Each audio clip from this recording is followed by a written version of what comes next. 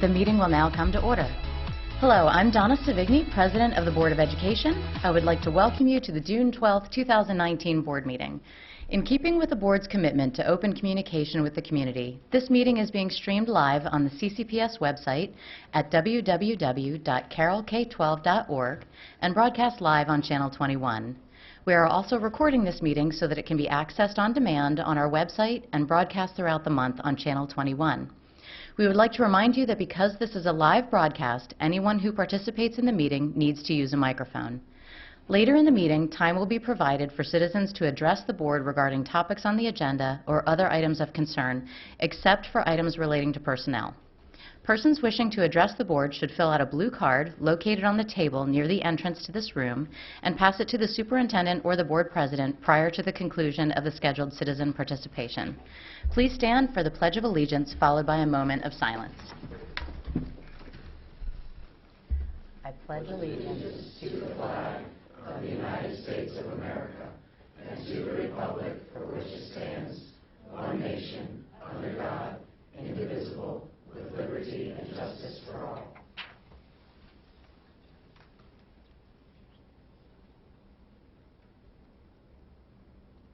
Thank you.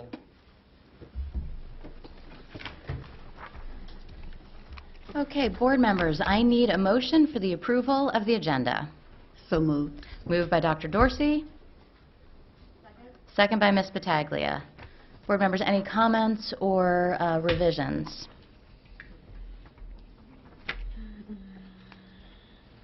I do have one change that I would like to make, where we have item 7P, which is the proposed action to repeal policy AD, core statement values and beliefs. I would like to move that one up on the agenda to be paired with the discussion on the strategic plan, because I think those items are closely tied together.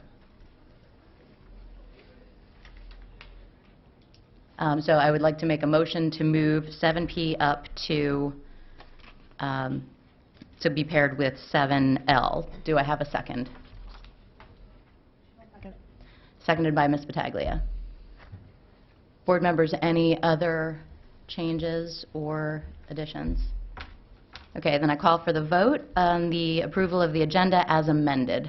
All those in favor? Passes unanimously. Thank you. Okay, board members, moving on to the approval of the meeting minutes. I need a motion to approve the unapproved joint meeting minutes from May 2nd, 2019. So moved. Moved by Ms. Battaglia. Second. Second by Mr. Kyler. Board members, any comments? I would actually like to make a comment about this because these are the joint meeting minutes with the Board of Commissioners, so I don't believe that we can unilaterally approve these minutes.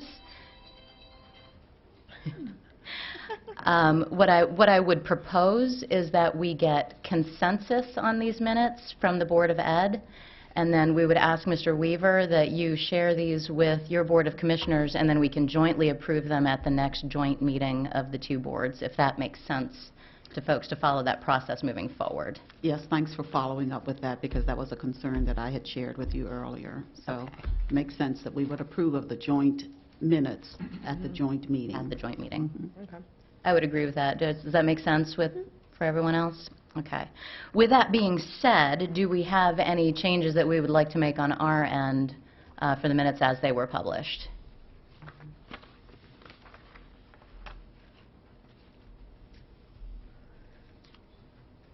I do have a couple of quick revisions on page 2 under Kerwin funding.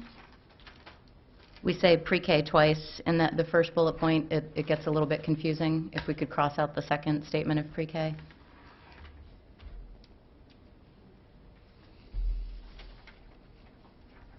And I also believe that the statement, so after the bullet points, the second statement, the last part of that where it says our teachers do not get their 1.5% raise, I think that needs to be stated differently. That wasn't an accurate representation. It says we may not qualify for the 1.5% teacher salary match.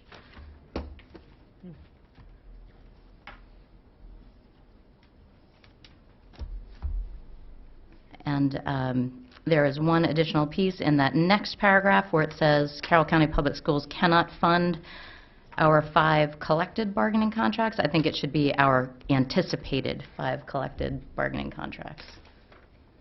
That was the way that we had consistently stated it because of the timing of where we were in the negotiations. So did you say you're adding anticipated before? Our anticipated 5 collective bargaining agreements.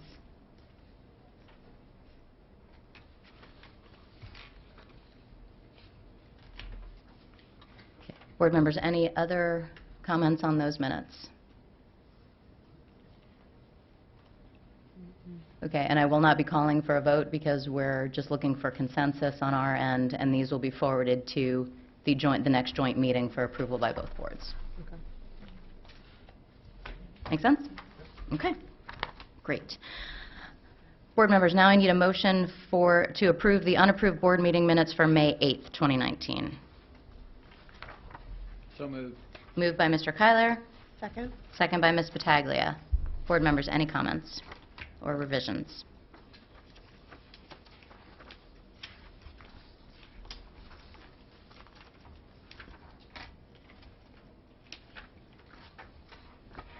No? Then I call for the vote to approve as submitted. All those in favor? It passes unanimously. Thank you. Board members, I now need a motion to approve the unapproved special board meeting minutes for May 23rd, 2019. A motion? So moved. Moved by Ms. Battaglia, Second. second by Mr. Kyler. Board members, any comments?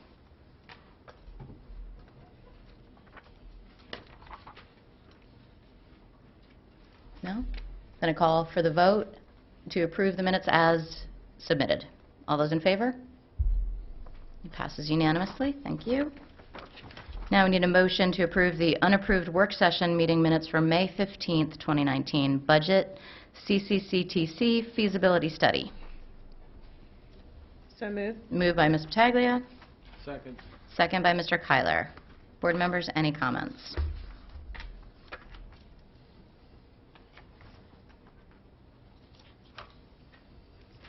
I do have one comment on page 4, the last page.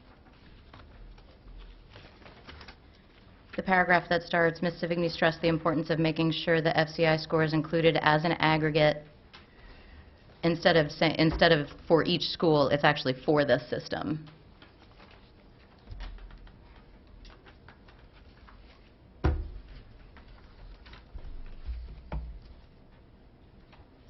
Board members, any other comments? No? Then I will call for the vote on the minutes as amended. All those in favor? Passes unanimously. Thank you. And one more. I need a motion for the unapproved special board meeting minutes from May 29th. So moved. Moved by Ms. Battaglia, Second. second by Mr. Kyler. Board members, any comments? No? Then I call for the vote on the minutes as submitted. All those in favor? Passes unanimously. Thank you. Okay, and now we will move on to the recognition of our outgoing student representative to the board, Evan Warren. Board members, do we want to go down in the front?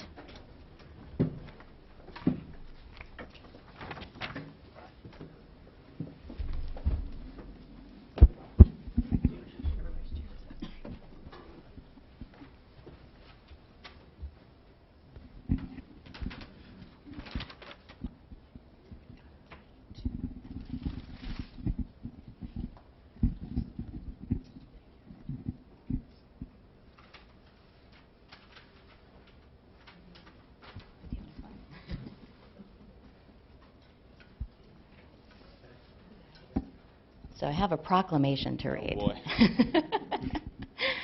Evan M. Warren, Student Representative, Board of Education of Carroll County. Whereas on June 13, 2018, Evan M. Warren, elected under the procedures developed by the Carroll County Student Government Association, was officially seated as the 44th student representative to the Board of Education of Carroll County, Maryland. And whereas he has regularly and effectively fulfilled the responsibilities of this position as prescribed in the bylaws of the Student Government Association and has rendered outstanding service to the students of Carroll County. And whereas, while serving as the student representative to the board, he has continued to maintain high ideals in the classroom and before the public and has been an outstanding student and school citizen.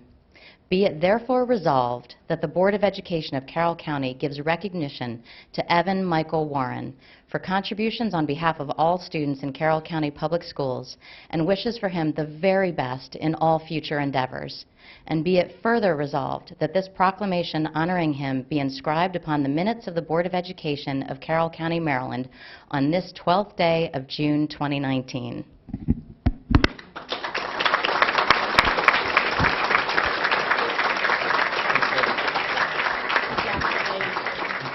You got your hands full. Yeah, I know.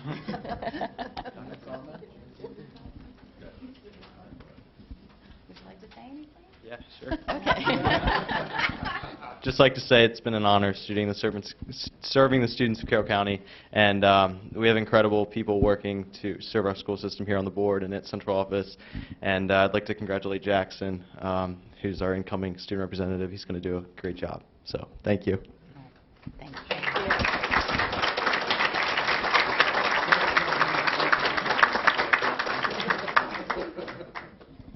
And on behalf of the board, Evan, we just want to say thank you. You've been fantastic with your participation in all the meetings, and you really spoke, you had the student voice when you were up on the board, and we really appreciate that. Thank you. So thank you for everything that you've done. Yep, thank you. And good luck next year. Thanks. Thank you.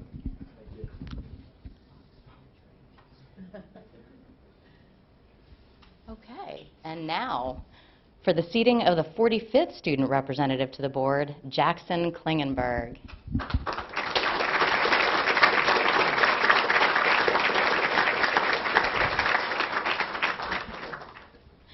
All right, so it is with great pleasure that we, the members of the Board of Education, seat Jackson Klingenberg as the 44th student representative to the Board of Education.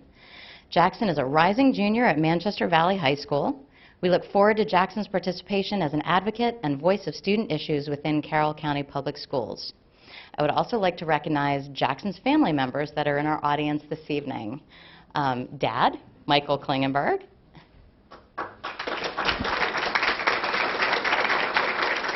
Mom, Teresa Leatherwood. Welcome, and thank you for being here this evening. And I taught both of them. So Jackson, welcome. We invite you to sit on the dais with us as we go back up. And we have one more item to take care of, though, before we head up there. Thank you, Evan. Congratulations, Jackson. Looking forward to working with you. We have one special proclamation I'd like to read, and it is for our soon-to-be retiring Assistant Superintendent Steve Johnson. Steve has been an important part of Carroll County Public Schools for many years, has a huge impact on this system and many people, and he will be incredibly missed. So the proclamation reads as follows. Whereas Stephen M. Johnson has served as Assistant Superintendent of Instruction for Carroll County Public Schools since 2007, and during his tenure in Carroll County Public Schools, Mr. Johnson also served as a Spanish teacher, supervisor of English and modern and classical languages, director of curriculum and instruction, and principal at Northwest Middle School. And as Assistant Superintendent of Instruction, Mr. Johnson was respected for his vast knowledge of instruction and curriculum and used that knowledge to ensure that Carroll County Public Schools was always one of the top performing school systems in Maryland. And Mr. Johnson maintained and was committed to a high-quality instructional program and academic excellence in the classroom and focused on meeting the needs of all students.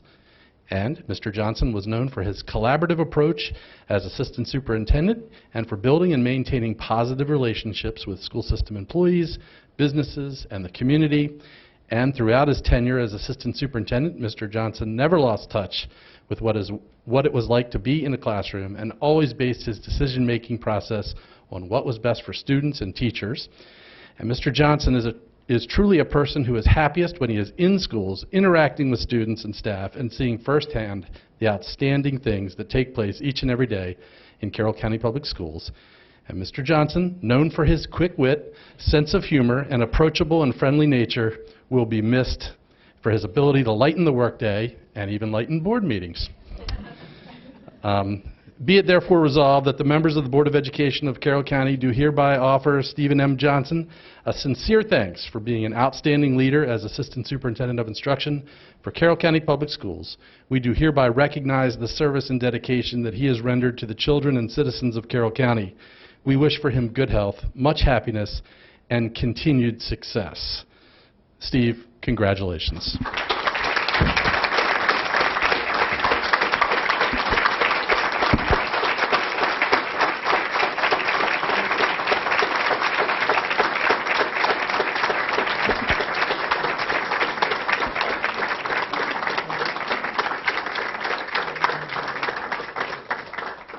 And for the record, I think Mrs. Herbert also taught him. Not quite.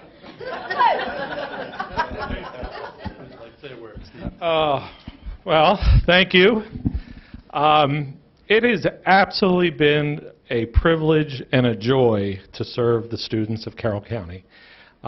Lots of people along the way for me to thank, because I've had lots of people who saw something in me and took a chance, including your dad, and I really appreciate that. I want to thank all the teachers who worked with my 3 kids through the school system and gave them a great education. I want to thank the bus drivers for getting them there, our supervisors and principals for leading, and it has been a great honor and joy, and thank you for your public service to our students, so thank you very much.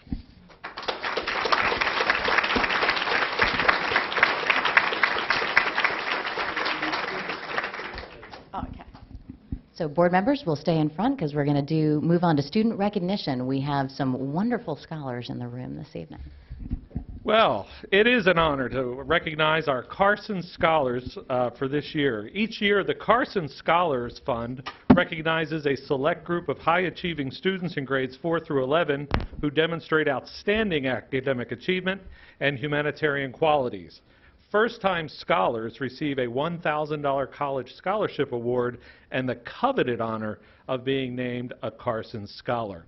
So when I call your names, students, if you'd come up the center aisle and get your certificate of appreciation, and if the parents are here, please feel free to stand, and the principals as well. So let's start off with our first Carson Scholar, a 5th grader from Mount Airy Elementary School, Charlotte Benfer, whose parents are Gregory and Amy Benfer.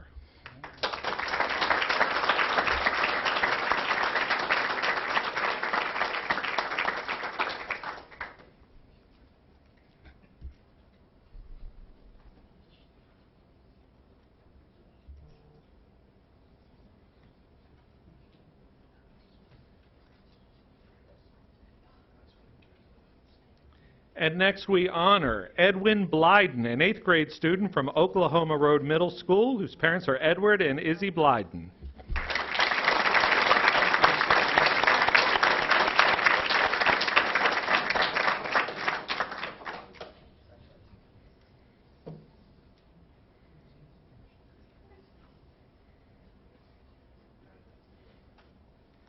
Our next scholar is Jason Cebulski, an 11th grade student from Manchester Valley High School, whose parents are Kenneth and Carroll Cebulski.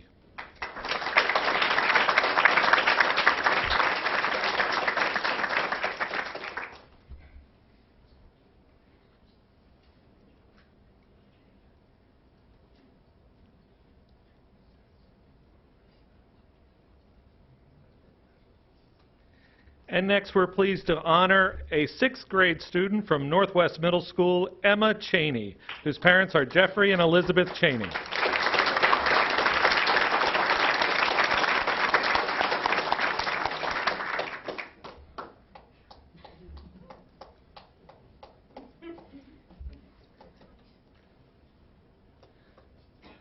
Also, a couple proud grandparents over here, too, I see.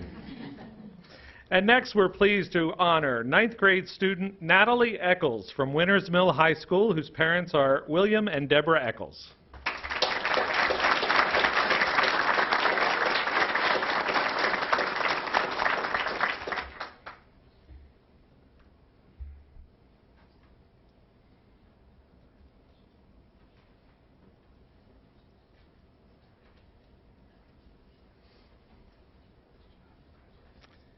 Our next Carson Scholar is Anna Kachik, a fifth grade student from Sandy Mountain Elementary School, whose parents are Joseph and Deborah Kachik.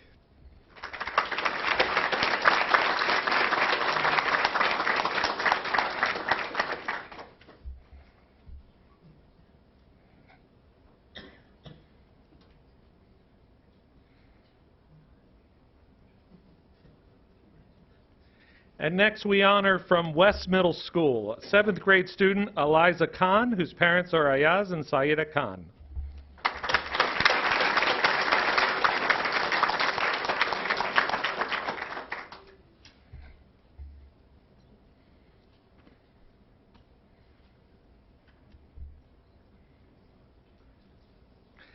Our next Carson Scholar is from Eldersburg Elementary School. We honor Adam Maney, a fifth grade student whose parents are Charles and Sandra Maney.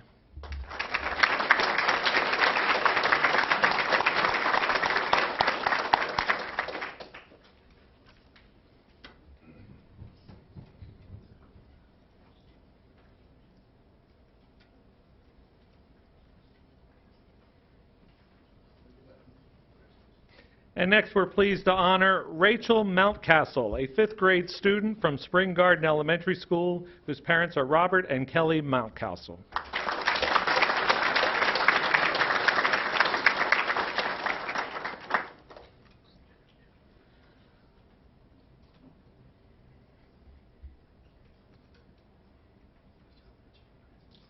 Our next scholar is another fifth grader, this time from Westminster Elementary School. We're pleased to honor Matthew Muse. Parents are Jonathan and Morgan Muse.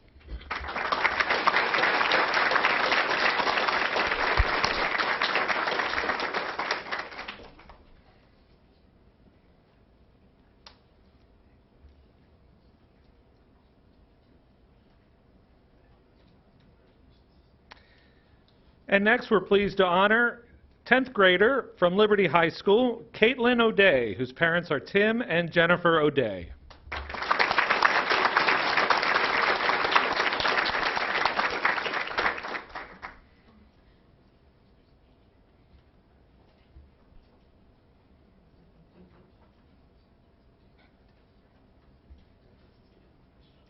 Our next Carson Scholar is from Robert Moten Elementary School. We're pleased to honor Liam O'Dwyer, a fifth grade student whose parent is Michael O'Dwyer.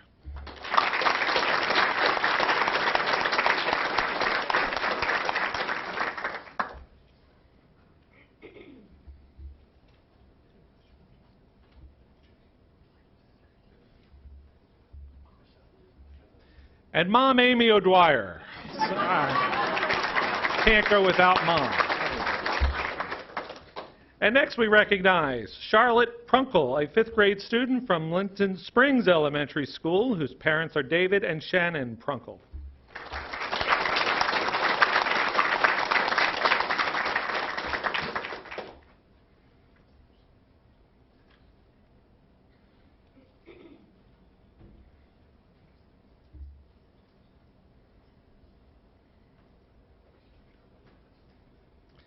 And next, we're pleased to honor Syed Riza, a fifth grade student from Piney Ridge Elementary School, whose parents are Hamid and Sakina Riza.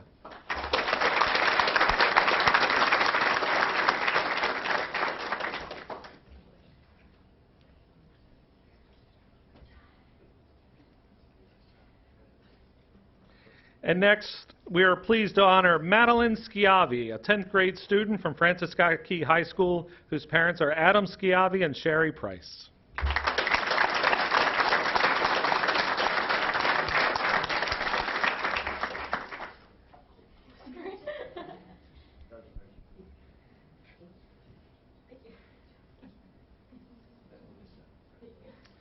Our next Carson Scholar is from South Carroll High School. We are pleased to recognize William Streaker, a 10th grade student whose parents are Carl and Nicole Streaker.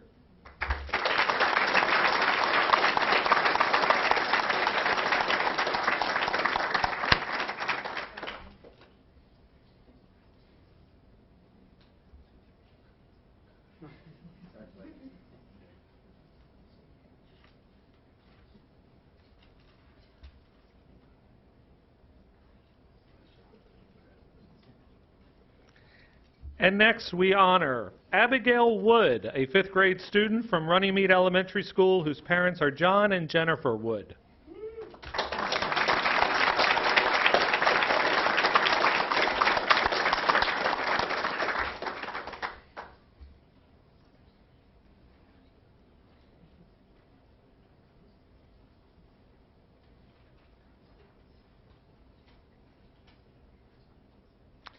And finally tonight, our last Carson Scholar is a 5th grade student from Cranberry Station Elementary School, Kiera Youngling, whose parents are David and Tierney Youngling.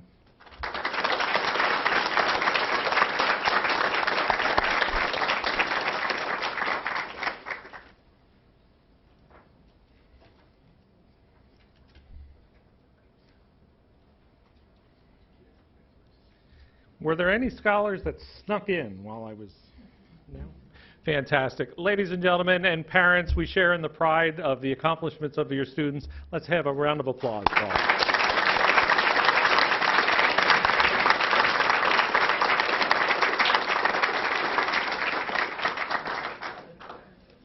Families, if you're... This would be a good time to sneak out if you'd like to sneak out.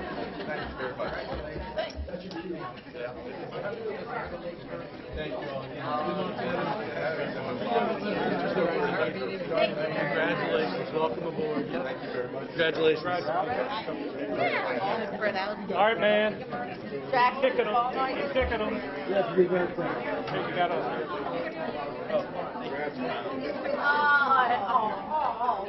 Thank you.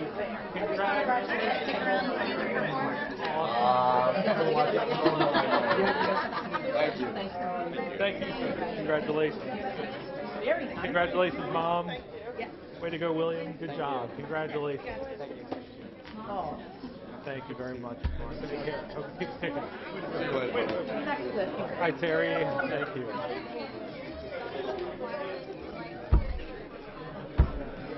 Congratulations. Congratulations.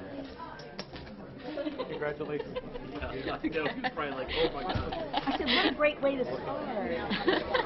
Yes. Keep up the good work. Way to go, Mom and Grandma. Okay, okay. Great. Oh my God. Keep kicking. Keep kicking. Thank you. Congratulations.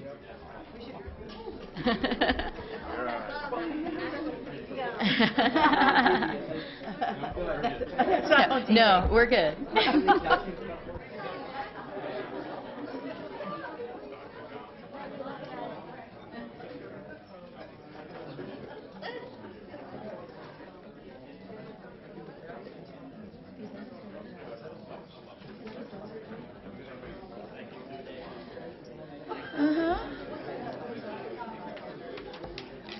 Like 5 or 6.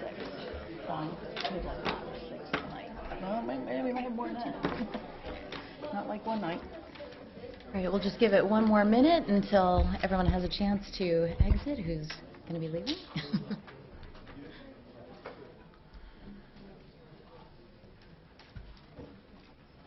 All right, well, that was the fun part of the meeting. Now, so it's always exciting to be able to shake hands with the students and what, Mr. Weaver?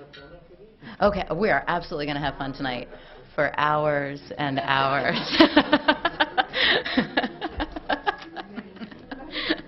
All right, with that, we'll move on to public participation, and Ms. Herbert will read our guidelines. All right, good evening. To have an orderly presentation of comments by the public, the following guidelines apply. Number 1, citizen participation is not intended to be a question and answer session. However, if citizens have specific questions, the superintendent will assign a staff member to make contact during the board meetings to arrange a time to respond to questions. The superintendent board reserve the right to correct misinformation presented as factual after the conclusion of the citizen participation period. Number 3, statements to the board should relate to a recent agenda item, an agenda item that is expected to appear in the future, or a matter of general policy over which the board has authority. Personnel matters, pending appeals, the actions of statements of individual staff, or items related to employee negotiations are not appropriate topics and may not be discussed. Number 4, it is the intent of the board to allow all citizens an opportunity to speak. Therefore, the board has scheduled time on the agenda for citizen participation.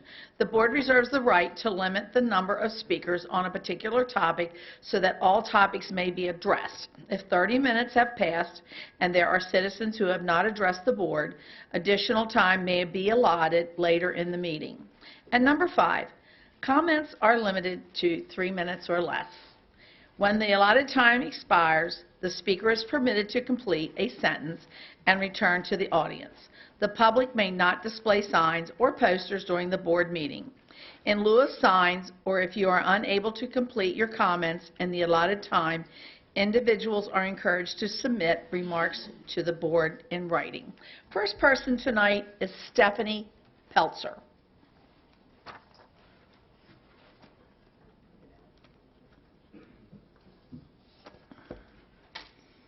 Good evening.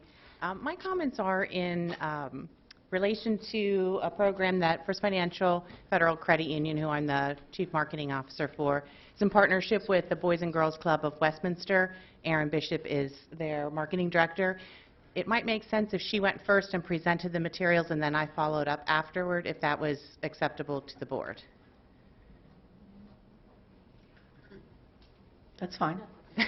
Thank you. First Financial, is it? Okay. Something- Is it Erin? Erin Bishop?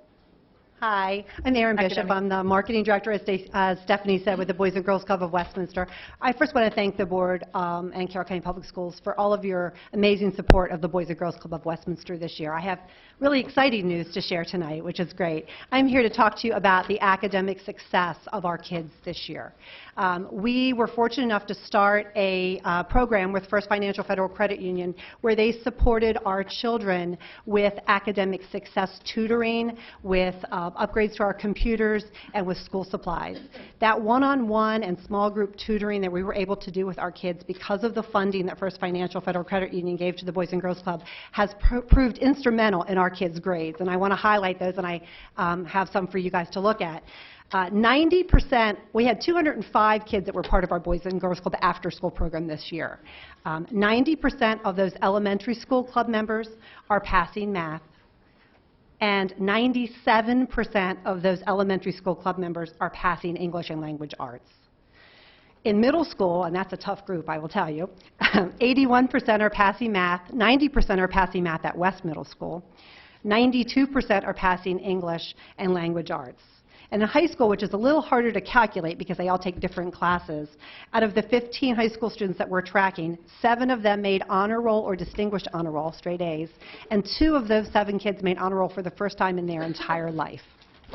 What I do want to point out are a couple of specific improvements.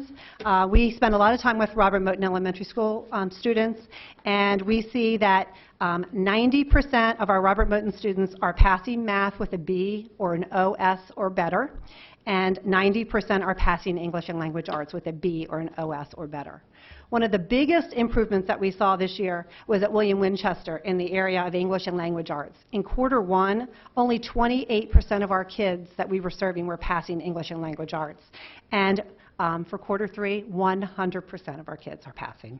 So that targeted tutoring made a huge difference, and we cannot thank First Financial enough for their continued support, but also Carroll County Public Schools, because we have worked in very close contact with the reading specialists and math specialists at each of the schools and with the administration at all of the schools to make sure that we are serving the kids the best way we can.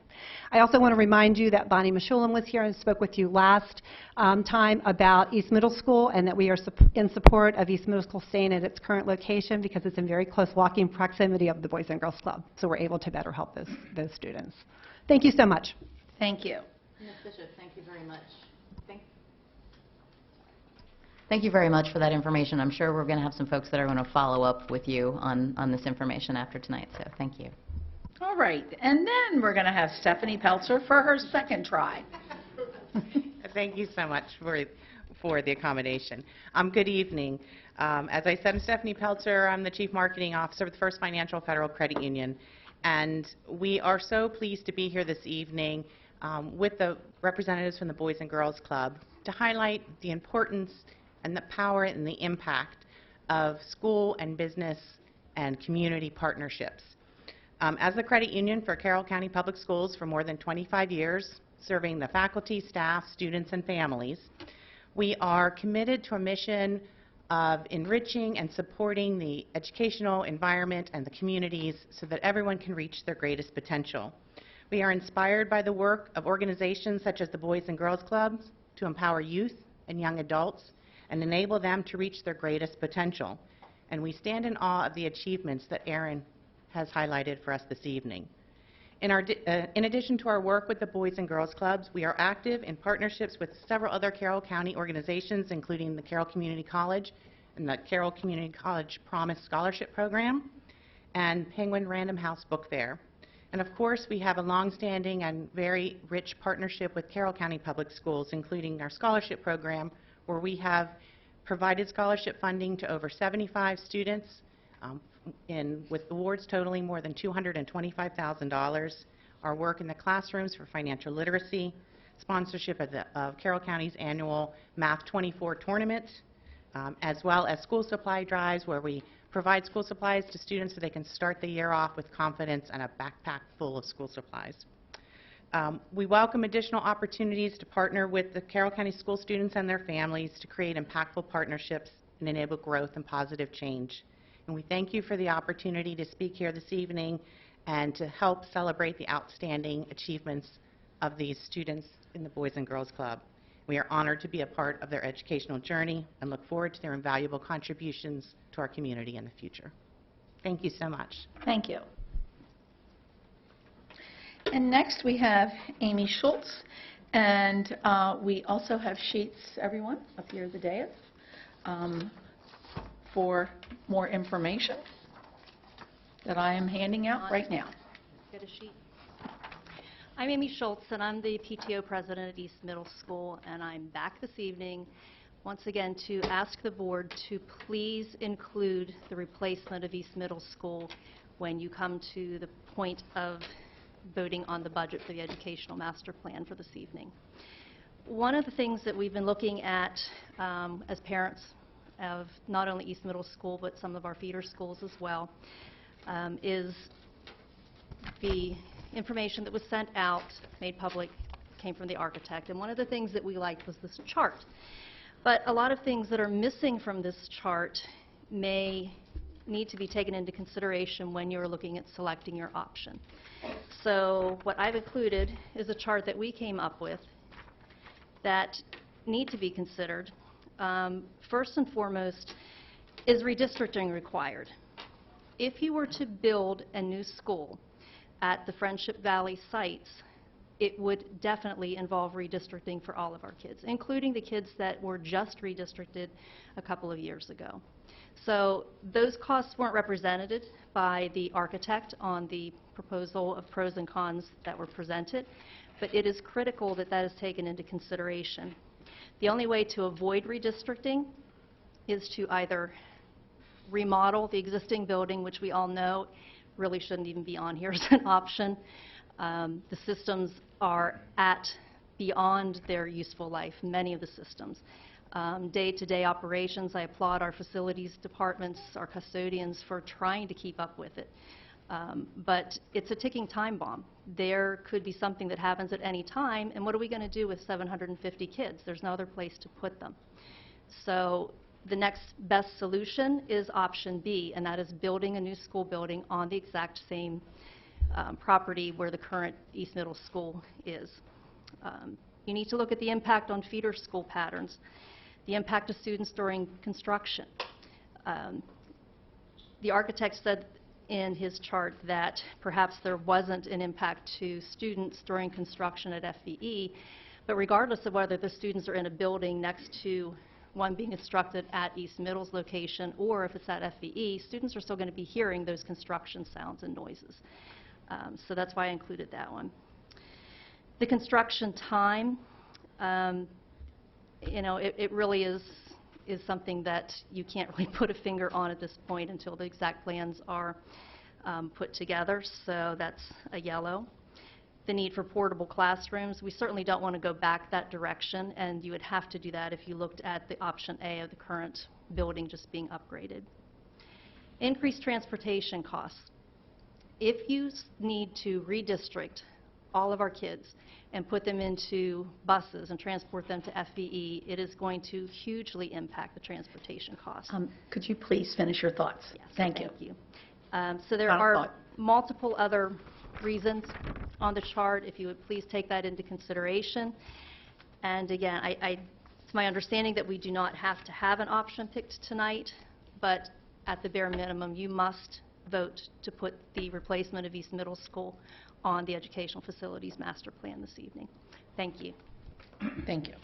John Newbert? Good evening. Thank you for this opportunity to speak to you regarding the East Middle School feasibility study options. As you said, my name is John Newbert. I spoke to you on this topic last month in my capacity as Westminster Area Rec Council President. Today I'm here in my role as the Vice President for Westminster Soccer Association, one of the programs under WARC. I have been involved with WSA for 14 years. I served as Vice President for 2, then President for 10, and I'm Vice President again now. WSA operates mainly in the fall, and Friendship Valley Elementary School is our primary field space. Starting in August and running into November, WSA will have practices Monday through Friday evenings on 17 fields every night from 5:30 until dark. Saturday, starting Labor Day weekend, Friendship Valley is host to between 30 and 45 soccer games every Saturday through mid-November on those 17 fields, with over 3,000 parents and players cycling through that facility. 8 of those fields are for our youngest players, and they are exactly on the proposed space if you were to build a new middle school at Friendship Valley. Friendship Valley is the largest field venue under the Westminster Area Rec Council, and it's the only site capable of supporting almost all of WSA's recreation players, not including our travel players. Reducing the available field space would require that WSA split up the practice and game locations for our rec players and possibly limit the number to below our current registrations of between 850 and 1,000 players. This may make it difficult or impossible for families with multiple children to participate because one player could be at East while another is at West while a third is at Friendship Valley, whereas now they all reside simply on different fields at the same venue. Every rec council in Carroll County has at least one large field venue. Central Carroll has Sandy Mount and Deer Park. North Carroll has Cape Horn Park. Freedom has Freedom Park, to name a few. For Westminster, it is Friendship Valley Elementary School. It is for these reasons that stated above that the Westminster Soccer Association is in firm support of option B for a new East Middle School to be built on the East Middle School site. WSA believes the impacts of the fields during and after construction are understated in the study that was provided to you, specifically in the areas of adequate space for playfields and loss of playfields during and after construction. Thank you. Thank you. Kimberly Fleming. Good evening. I'm Kimberly Fleming. I am a parent of 3 children who have gone through or are going through Carroll County Public Schools. I'm a volunteer for Carroll County Public Schools and also a Carroll County business owner. I run an educational consulting firm out of Sykesville. I'm here today to talk to you about the student data privacy policy that you'll be discussing. I'm here to endorse the changes that are being proposed. This year I volunteered at Sykesville Middle School with their GT program, working on year-long projects with students there. And I was pretty certain that I would be able to go in just a few times and do the rest of my work virtually with the students. But what I found out quickly was that a lot of the apps that I use in my professional life aren't on the list, the approved list of apps that the students were able to use in Carroll County. Simply not because there was anything wrong with the apps, but because they hadn't gone through the process to be approved. We found some workarounds. The students produced incredible projects, so that wasn't the problem. Looking back, I probably should have put forward some of those apps to the committee to be considered for approval in the county. But to be honest, that didn't even occur to me at the time. We were just really focused on the students' long-term projects and making sure that they could move forward with that work. I firmly believe that teachers are often in the same position. They find a great app, they want to use it with their students, they look on the list, and it's not there. Well, what do? Plan B. You have to teach the lesson tomorrow or next week or whenever it comes up. And teaching the lesson is the primary concern. Filling out the paperwork to have an app looked at and waiting until it's approved often means that the app's not even considered. So this student data privacy policy revision that you're going to be looking at and discussing tonight is really all about making the process streamlined. I'm certainly in complete favor of protecting the personal identifiable information of our students. Currently, there is an online pledge that operators of programs and apps can sign on to that pledges that student data privacy. There are already hundreds of applications that are on that list where the operators have already made the pledges to adhere to the exact kinds of things that we're looking for in the committee that approves apps. So I encourage you to really consider including these revisions so that our students can access some amazing apps like Google for education, Naviance, which is mentioned at almost every college visit that I take my children on. There's Screencastify, which is really the #1 instructional video software that's available. Could you please finish your final thought? The list goes on and on. I really could go forever about some amazing apps that are on that list that are not currently on your approved list. So I just encourage you to consider favorably the proposed revisions. Thank you. Vaughn Paler.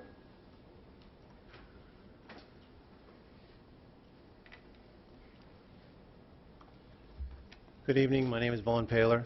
Excuse me. I'd like to talk about the option for making modifications for East Middle. First of all, I love the staff at East Middle. I love the location. As of next Wednesday, I will have had 5 kids go through East Middle. All of them had excellent experiences.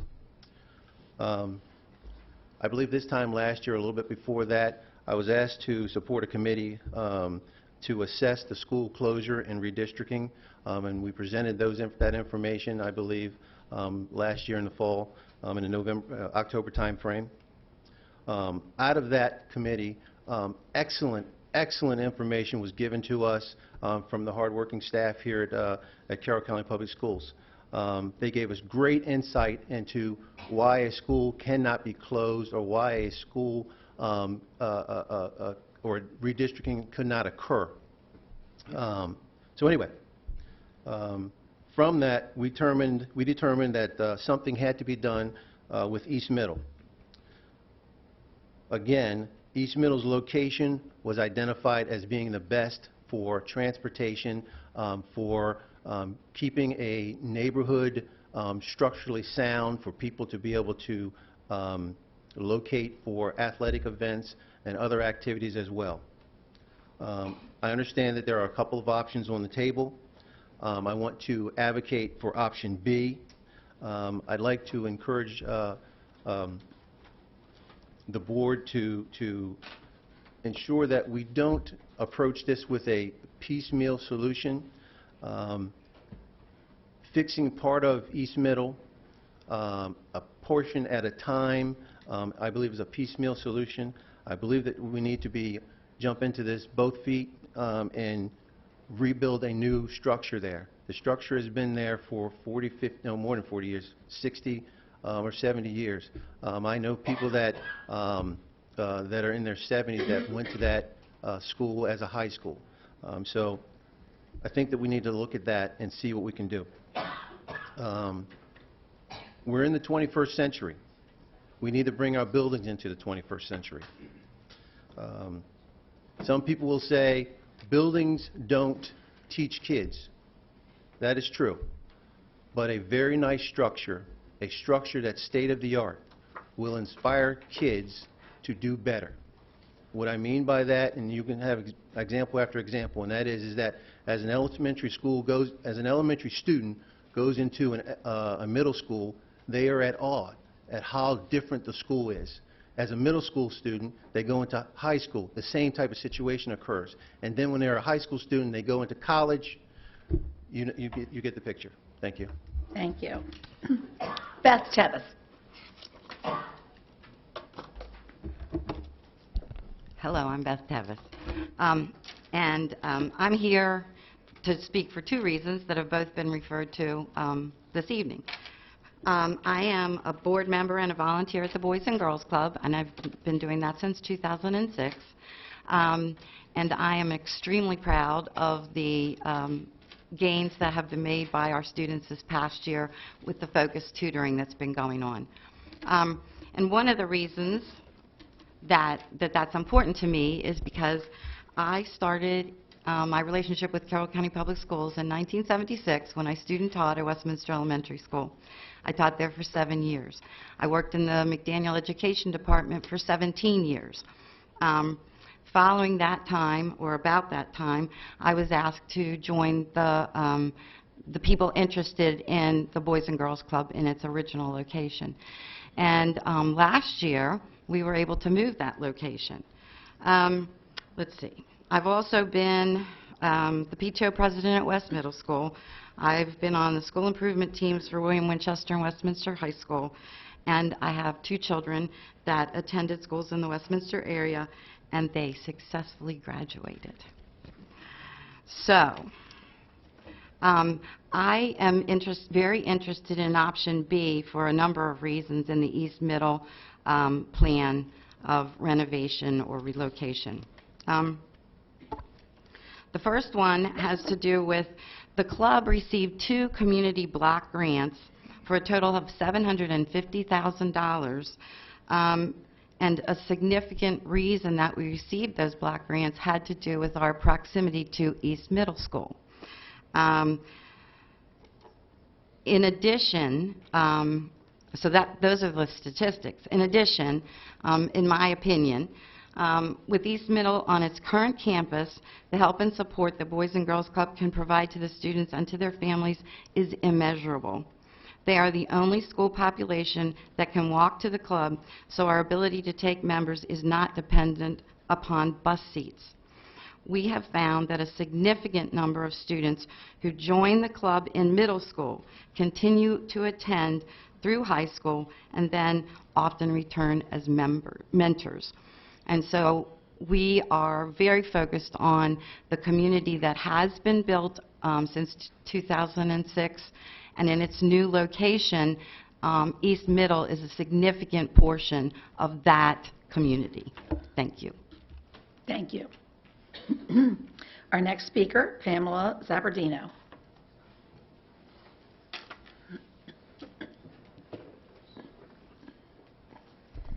Thank you and good evening. My name is Pamela Zappardino, and I'm here again tonight to talk to 2 agenda items. The first is the equity policy, which you have been reviewing feedback on for the past 30 days. I trust that that feedback has convinced you to vote in support of the equity policy. I'm a member of the Education That's Multicultural Council, have been for about 15 years working with CCPS. And Judy Jones and the council have spent several years working on that policy and trying to make it the best that it can be. And we're pretty happy with it. And I would just love to see that be a positive vote this evening. The other issue that relates in many ways is the non-discrimination policy, which you've also been reviewing for the past 30 days, reviewing comments. That policy adds gender identity and expression to the school's policy, and it's well past time that we did that.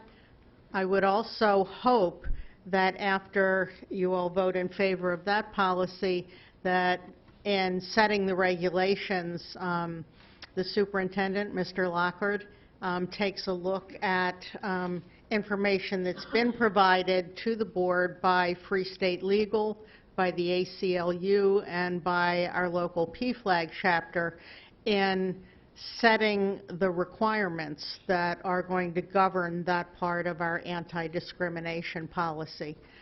Our county is known for having a wonderful educational system, and both of these policies can only make it that much better for all of our students, not just the mainstream students, but those students who are often not considered all of the time. And so this would be a huge step forward for us, and I think would make us a model for the rest of the state. So I look forward to those two items.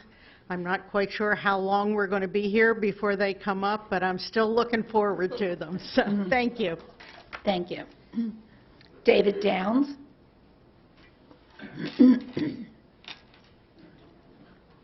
Good evening. My name is David Downs. I'm with Westminster Baseball. I'm the current president, been the president for, I guess, 3 years now. I was vice president before then. Basically here to just give some facts in terms of how the building over at Friendship Valley and losing those fields would impact our program. Those fields are about 75 to 80% of the fields that we have. We have a total of 4 fields over there. They're used 6 to 7 nights a week, including the weekends, all day Saturday, part of Sunday, and it would impact our 5-6 group, which is our 5 to 6 age group, our 7 to 8, or I'm sorry, 5-6 age group, our 7-8 age group, and our 9-10 age group.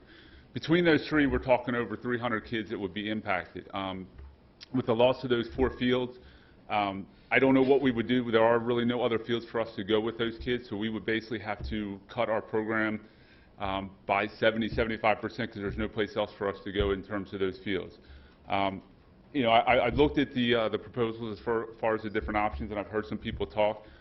Just looking at them, whatever the best option is in terms of not coming to Friendship Valley and taking away those fields, Westminster Baseball would obviously be in favor of. Hearing people talk and looking a bit more, it sounds like option B might be the best. But bottom line is if we lose those fields at Friendship Valley, the 4 baseball fields, it would severely impact our program, our families who have spent a lot of time and money in the program to help maintain those fields. A baseball field is not something where you can just cut the grass and be done. You know, you have to put in bases, you got to, all the other stuff that goes along with it, and it's not a cheap endeavor to build baseball fields.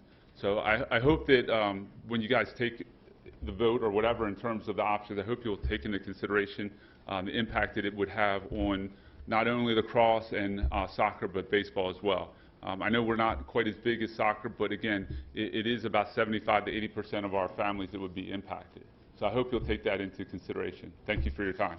Thank you. And our next speaker, Jean Lewis.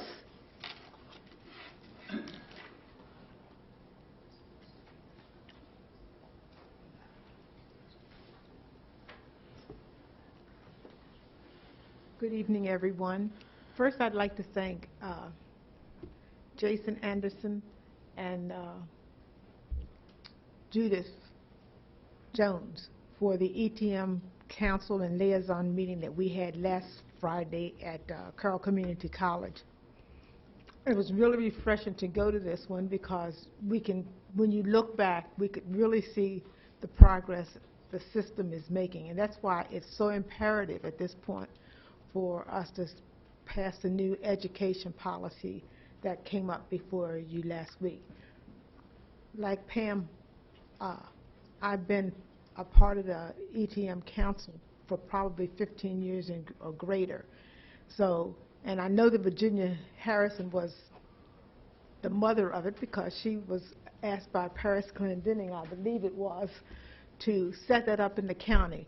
But when you look back, you can really see the things that have taken place. And it was so refreshing last meeting to hear the youth to come forth, be brave enough, and to talk about their experiences. So it's not the parents, it's not the grandmoms or the teachers that are telling what's going on, but it's the youth that are coming forward. So we would really like that education policy, diversity policy to take place. Thank you very much. Thank you, Jean. And our final speaker tonight is Rosemary Kitzinger.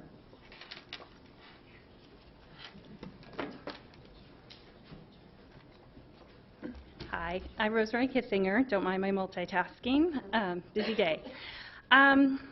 I would like to talk about, when we talk about equity in our programs, being on the risk committee, I learned more about our school system in our county than I ever really cared to know, but I'm really grateful for the information now.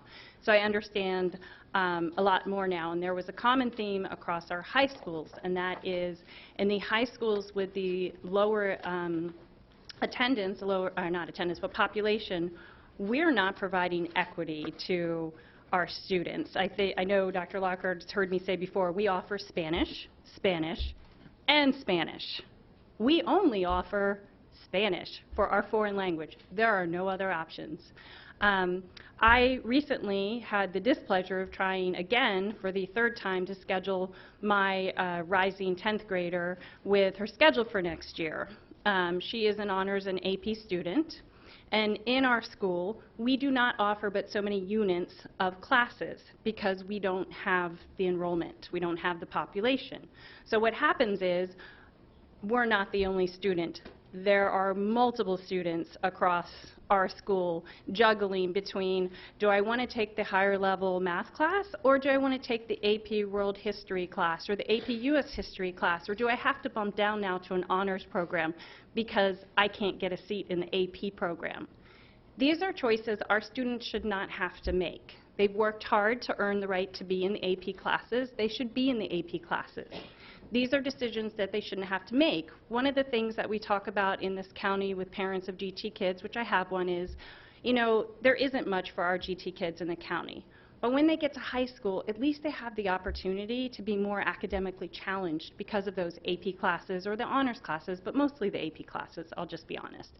And when your student can't get into the classes or can't work a schedule to allow for it, it's a disservice to them and to their potential. So I have a child who is dreaming big. She wants to go to an Ivy League. And the reality is, if she can't get the classes now, she's not going to be competitive to get into an Ivy League or into one of the schools that she's looking at. And that's not fair to her. And let me tell you, she is not the only bright student at FSK. We have a whole school filled with very bright students who deserve the same opportunity that other high schools are providing their students. So that's my little 2 cents for our little northern Cornfield High area that we need equity too. Thank you. Thank you. And that ends our citizens' participation this evening. Thank you all. And we'll now move on to employee groups. Ms. McCullough?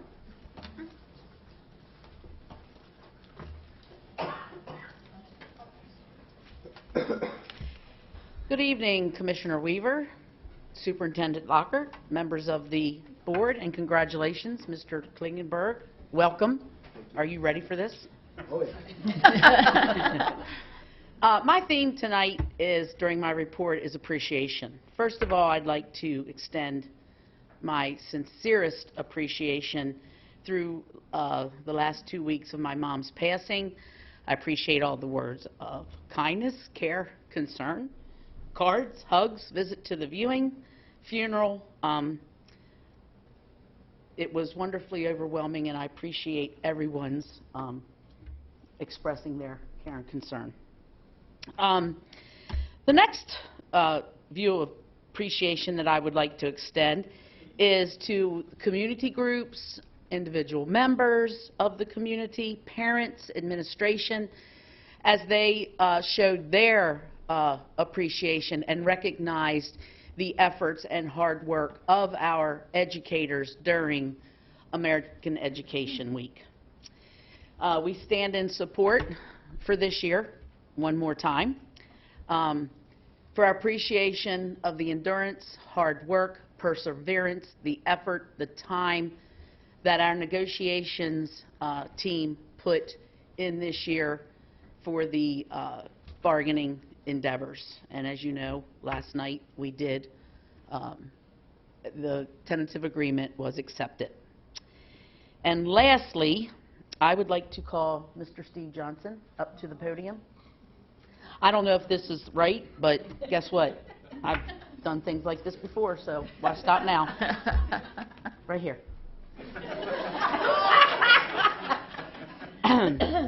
So with my theme of appreciation, on behalf of educators, we send nothing but our best wishes with you. Mr. Johnson, you have been such a wonderful, positive impact on many educators' lives and careers, in your support, in your insightfulness, your knowledge, your humor. And we just will miss you dearly. And we just can't thank you enough for standing with us. And you always had the student in mind. So I would like to present you from CCEA. You cannot say that you don't have a red shirt from here on out. So I'd like to present you with this, and you really did have our back. There you go. Thank you so much.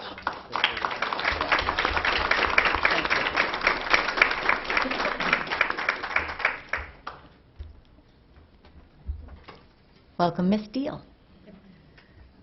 Good evening, Dr. Lockard, board members, Commissioner Weaver. My name is Diane Deal, and I'm the president of CASE, representing Secretary Clerical, Instructional Assistants, and LPNs. I really don't have anything to report this evening because we're still negotiating very hard. Thank you. Okay. Do we have any other employee groups here this evening? No? All right, then we will move on to Section 3, Board Member and Superintendent Updates. And board members, I will ask in the interest of time. I know this is a very busy season and we've all done and been out and doing a lot of things, but let's try to keep it brief. With that, who would like to go first? Mr. Kyler? Okay. Again, it'll be in a minute. I just want to say a couple quick things. Turn your mic on. I'm still Attended a couple budget meetings with the commissioners, thank you. Attended some graduations, and like tonight with the students here, it's amazing. We spend a lot of hours here, and a lot of you out there spend a lot of hours doing a lot of things, but when you get to see some of the students, it's just amazing, the results from Carroll Springs and Gateway to the high schools. And then later this week, I want to try to hit a couple fifth grade celebrations so they have to see that side of it. Thank you. Ms. Pataglia? So yes, I attended many of the graduations as well, and I was very moved and excited. I'm like a big old weepy, tear-eyed person, so it was really nice to see all the students and just be able to congratulate them. I attended the East Middle School PTO to listen to them, to what they had to say regarding the East Middle School. CAC meeting, spring concerts, FFA banquets, and my daughter did her pre-K graduation, so I'm looking forward to her kindergarten orientation and crossing my fingers on who she gets for her kindergarten teacher. And then we have 5th grade and 8th grade graduation next week, so I'm excited to have a child in each school system, and I'm extremely nervous. because I think I'm going to be in the principal's office a lot. That's it. And have a wonderful Father's Day to all the dads and the moms that are dads too. All right. Ms. Herbert. Okay. Brenda, are you ready? I could not leave without doing a little thing for Mr. Johnson. And he is still very dear to me. Mr. Johnson, I will miss you because you care. Mr. Johnson, I will miss you because who you are. Mr. Johnson, I will miss you because you are witty. I will miss you because of your dedication. I will miss you because you are hardworking. I will miss you because you are dependable. I will miss you because you're amazing. I will miss you because most of the time you have common sense. I will miss you because you listen. I will miss you because you finally bought a new Jeep. I will miss you because I have no one to help me blow up the balls and let the balls out, the air out of the balls, as you told me 500 times. I will miss you because we just got along so well. I will miss you because you are a great person and will leave a very large void in the Carroll County Public School system. Enjoy your new job. You will be greatly missed. And please get your shingles shot. I love you.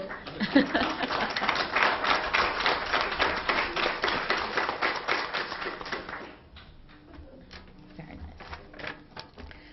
Anything else you'd like to add? No. I've been everywhere, so I'm not wasting anybody's time. I've been everywhere. Look at my Facebook. Graduated out. Dr. Dorsey? Well, I, May 13th, attended the budget hearing for Carroll County. On the 15th, I was at one of our May Board Service Academies on the impact of the 2019 legislative session on your board, where we listened to legislative outcomes and advocacy. On the 17th of May, I attended an Education That is Multicultural meeting. On the 22nd, I attended some of the award ceremonies at the Career and Tech Center. On the 23rd, again, attended the Commissioners' meeting and the awards ceremony at Career and Tech. The 29th, I attended the Gateway School Recognition Ceremony, which was wonderful. During the week of June 3rd, I attended the graduation ceremonies of our high school students. And again, I'm just very, very proud of the students and just very appreciative of all of the hard work that I know has gone into developing our students, beginning with those who worked in pre-K all the way through. So again, those ceremonies were wonderful. On the 4th of June, I attended the Equity Liaison and ETM Council meeting, and again, a highlight was hearing the many ways that schools in the northern region supported equity initiatives in their home schools this year. So I agree with some of the comments that were made earlier. Again, our folks have certainly come a long way, and it was just very gratifying to hear of the efforts of the schools in the northern region. And finally, on the 10th, I accompanied the Sykesville Middle School's Diversity Club on a field trip. We went to the Sykesville Colored Schoolhouse, and it was a wonderful learning opportunity for students as they heard Mr. Warren Dorsey share his oral history about the Sykesville Colored Schoolhouse, as well as some other schools that were built for students of color during segregation. So I certainly thank Mrs. Landry and Mrs. Whitlow for planning this activity for students. And again, the students were very much engaged in listening and learning from Mr. Dorsey's experience.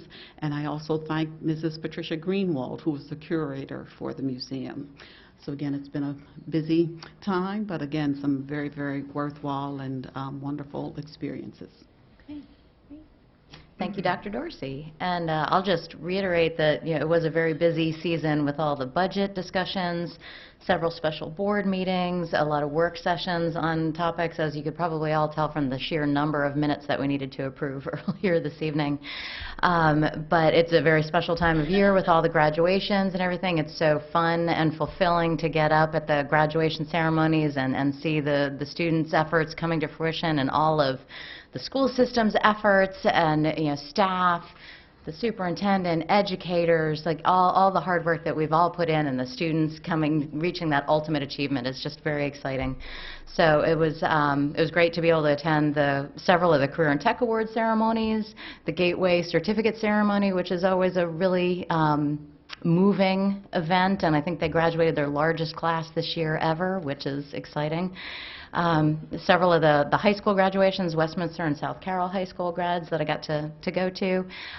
Also was able to attend the Public Safety Awards in the month of May, where we were able to honor all of our first responders and the wonderful work that they do for the community, as well as the Teacher of the Year luncheon in Baltimore. We all got to go down there and have a nice event with Brandy Jason, so that was exciting.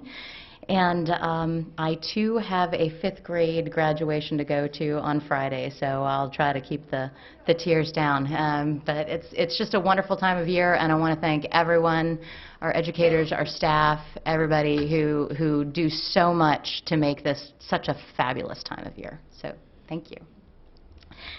And I guess with that, we'll move on to the superintendent's report. Great. Thank you. I echo everybody's congratulations to our 1,987 students who graduated from our high schools.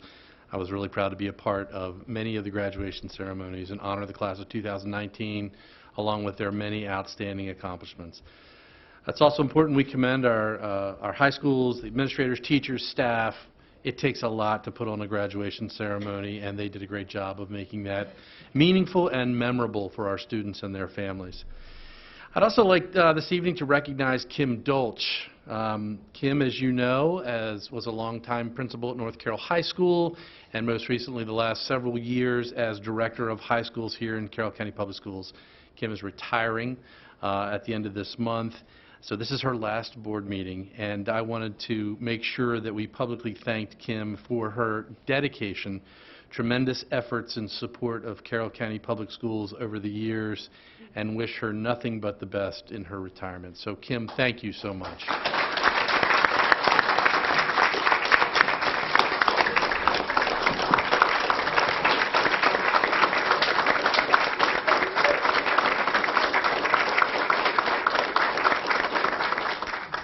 I'll look for you in the papers. Well, speaking of her husband, Dr. David Diltz, our current supervisor of athletics, was recently inducted into the Maryland High School Football Coaches Hall of Fame. This recognition is given for time, dedication, and service that he devoted to the schools where he coached, the positive experience provided for his athletes, and the promotion of football in the state of Maryland.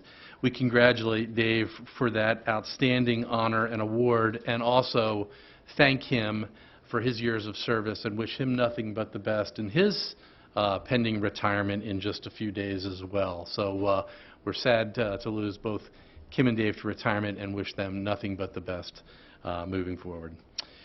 On to some student recognitions here. Joseph Loy, a 10th grade student at Franciscaki High School, won the special prize in Labor History Senior Division at the Maryland History Day. The topic of his exhibit was the Transcontinental Railroad. His teacher at Franciscaki, Rebecca Bell, was recognized as the Maryland History Day Teacher of the Year. So we congratulate both Joseph Loy, a 10th grader there, and his teacher, Rebecca Bell, at Franciscaki High School. I want to congratulate two of our staff members who have been honored by the ARC of Carroll County. Mary Pat Dye. Mary Pat is the coordinator of post-secondary programs. She received the President's Award. That award is presented by the President of the ARC for extraordinary leadership, meritorious service, and outstanding contributions to the ARC, Carroll County, and people with intellectual and developmental disabilities in the community. Also recognized Christy Bevins, a special educator and LFI teacher at Mount Airy Middle School. She received the Special Education Professional of the Year Award, and that award was presented to an education professional who has demonstrated excellence in providing quality educational opportunities and/or advocacy for students with developmental disabilities in Carroll County. So we say congratulations to both Mary Pat and Christy on their well-deserved recognitions.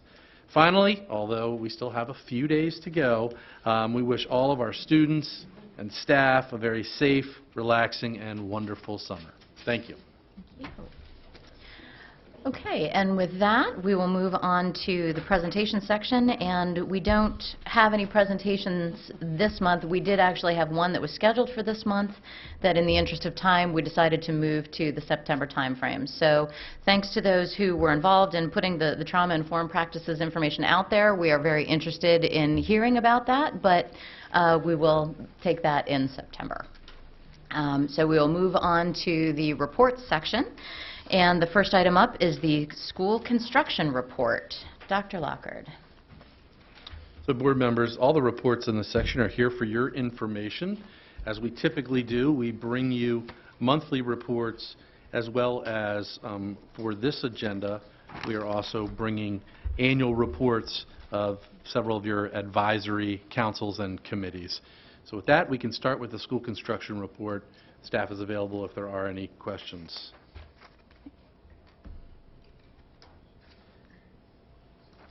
Mr. Klingenberg.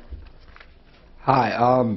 I did have one question about the solar field installation. I was just wondering how much power that's going to provide to the school or how that's going to work.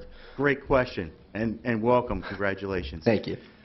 The solar field at South Carroll will be injected directly into BGE's grid. It won't feed the school directly. There's multiple ways of doing this, but the most cost-effective way for us to handle this was have it feed the grid directly, but we still get the credits for all those kilowatt hours produced. So it's about 1.8 megawatts of a facility. So we're going to get a lot of power subtracted from the South Carroll High bill. Most of it will go right to South Carroll. In the summer months, sometimes it may not be enough since we're in summer cleaning mode. We're not consuming as much power. We'll waterfall extra kilowatt hours produced to other schools. So we've produced lists that waterfall automatically to save energy from those. Okay? Does that help? Thank you. Yep. I love it. Keep it up.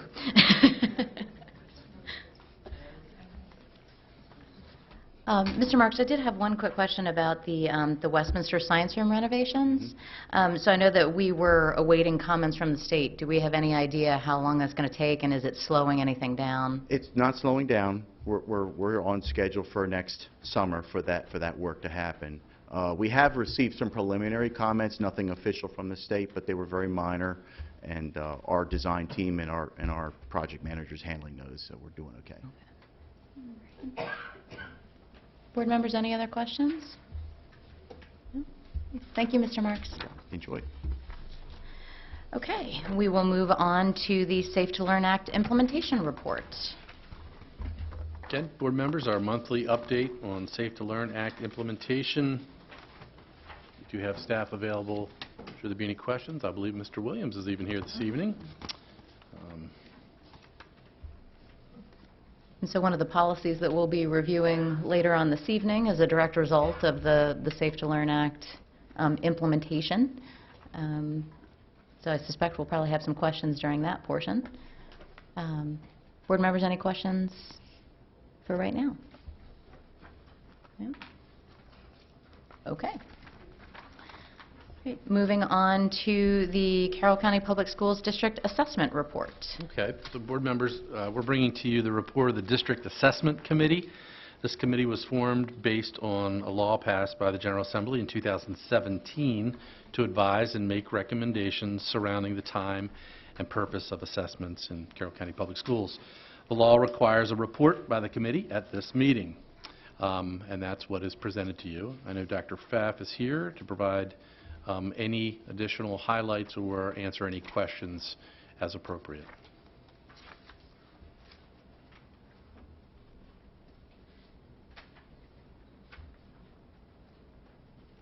Dr. Pfaff, would you mind coming up for a minute?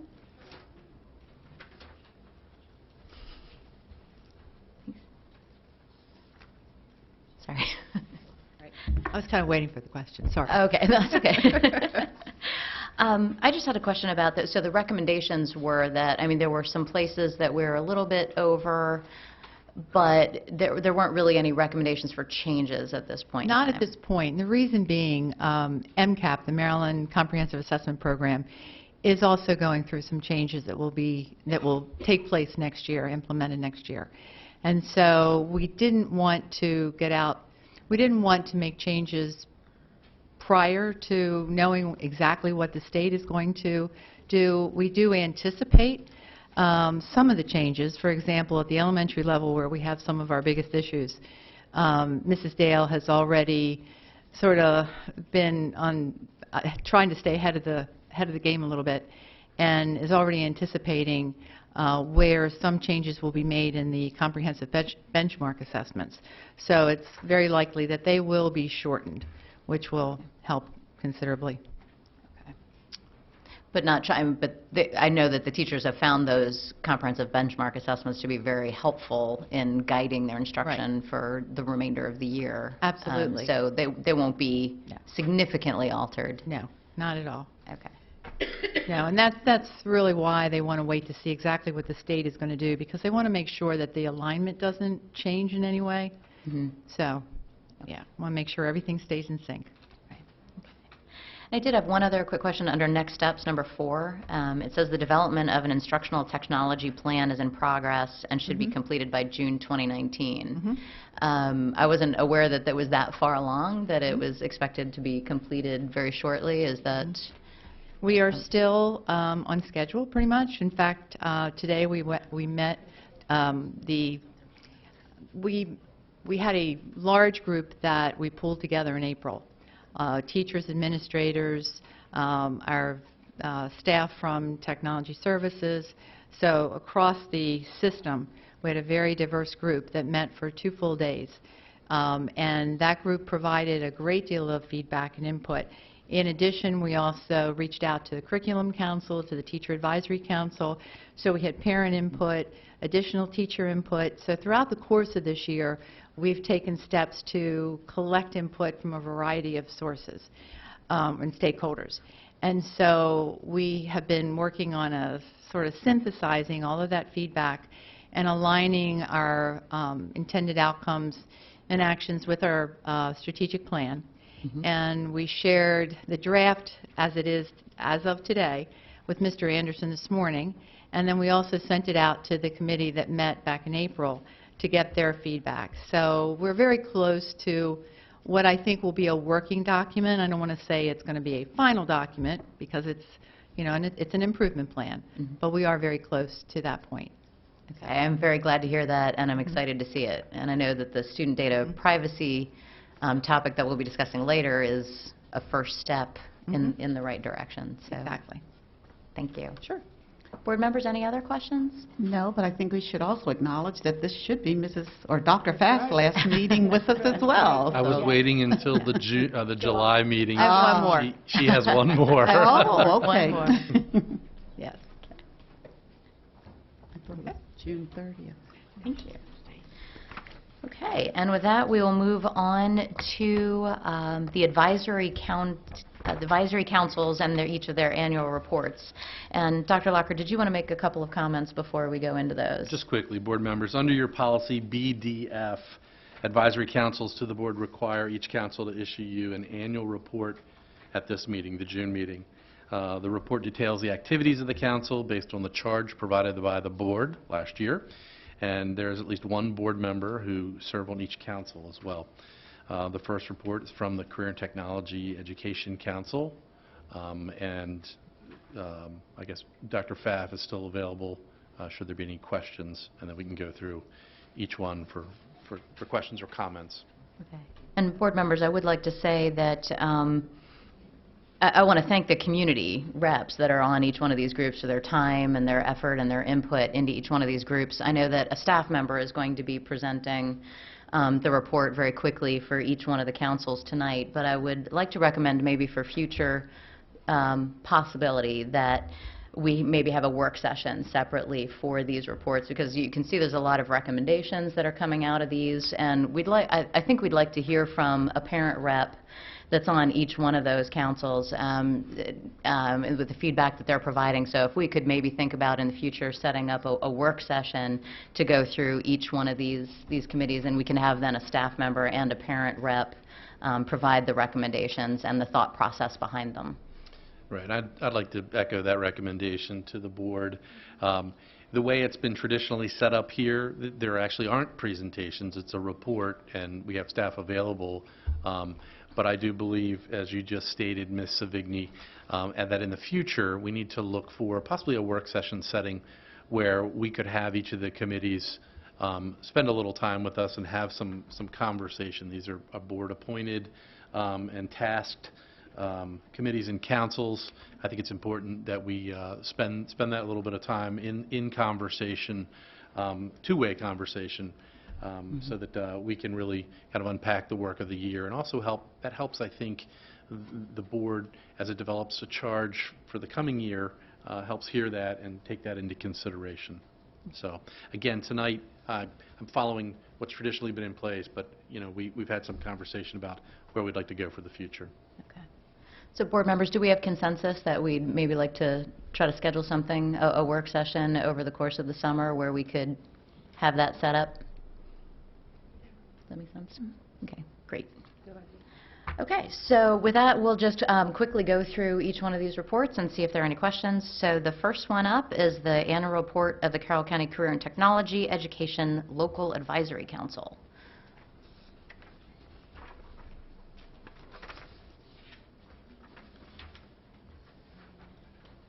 And again, I note that this council had a lot of input into the Career and Tech project, the renovation project that's going on right now. So a lot of their comments were centered around those items, as well as increasing public outreach. Board members, any questions? Not a real question, but I'm on this committee. It's amazing how many students are in national level and even some world level competitions and how well they do. Thank you.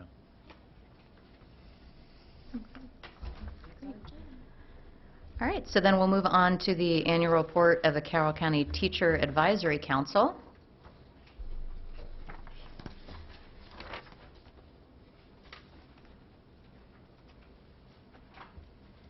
And I guess the only question that I had on this one was, there were definitely some specific recommendations made, so I was going to ask how do we vet and or implement those recommendations, but I think that's probably something that we can address as part of the work session over the summer. Mr. Johnson, Certainly that would be a great topic of conversation. We haven't waited. We've already started implementing a lot of these. We brought back the BYOD policy for review. Dr. Pfaff's incorporating a lot of the suggestions in the instructional technology plan. So we don't wait. I mean, when we get a good idea, we run with it. If it's not a policy, if it's a practice. So, but always can talk about it, with the teachers. Okay. Any other questions? Okay. So we'll move on to the Special Education Citizens Advisory Committee.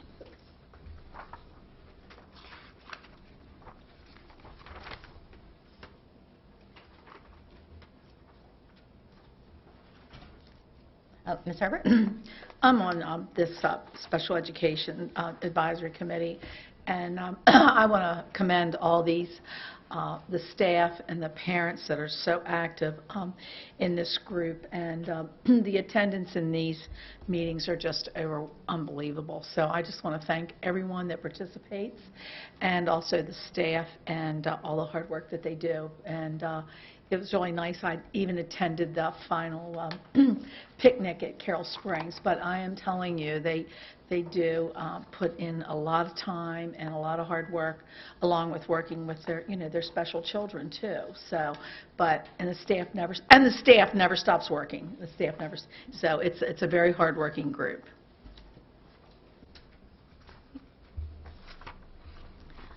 Okay, and moving on to the Community Advisory Council.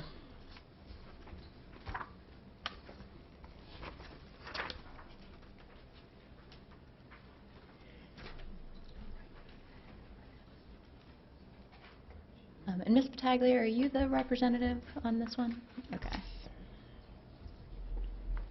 So I do know that we had sent a couple of policies to that group at their very last meeting, so I'm certainly interested to hear the feedback that they provided for those later on in the session. But again, we can address, we can discuss the recommendations with the parent rep over the summer. Okay. And the Curriculum Council.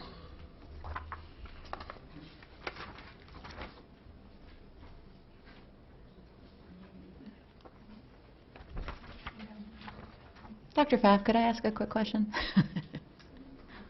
Sorry, I keep making you come up to the microphone.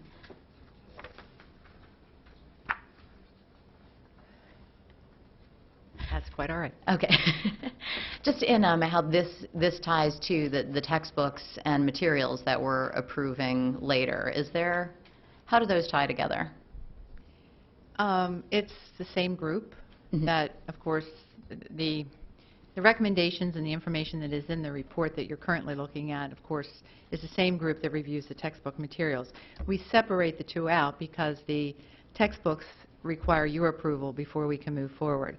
But I guess I'm not 100% sure what you're asking as far as...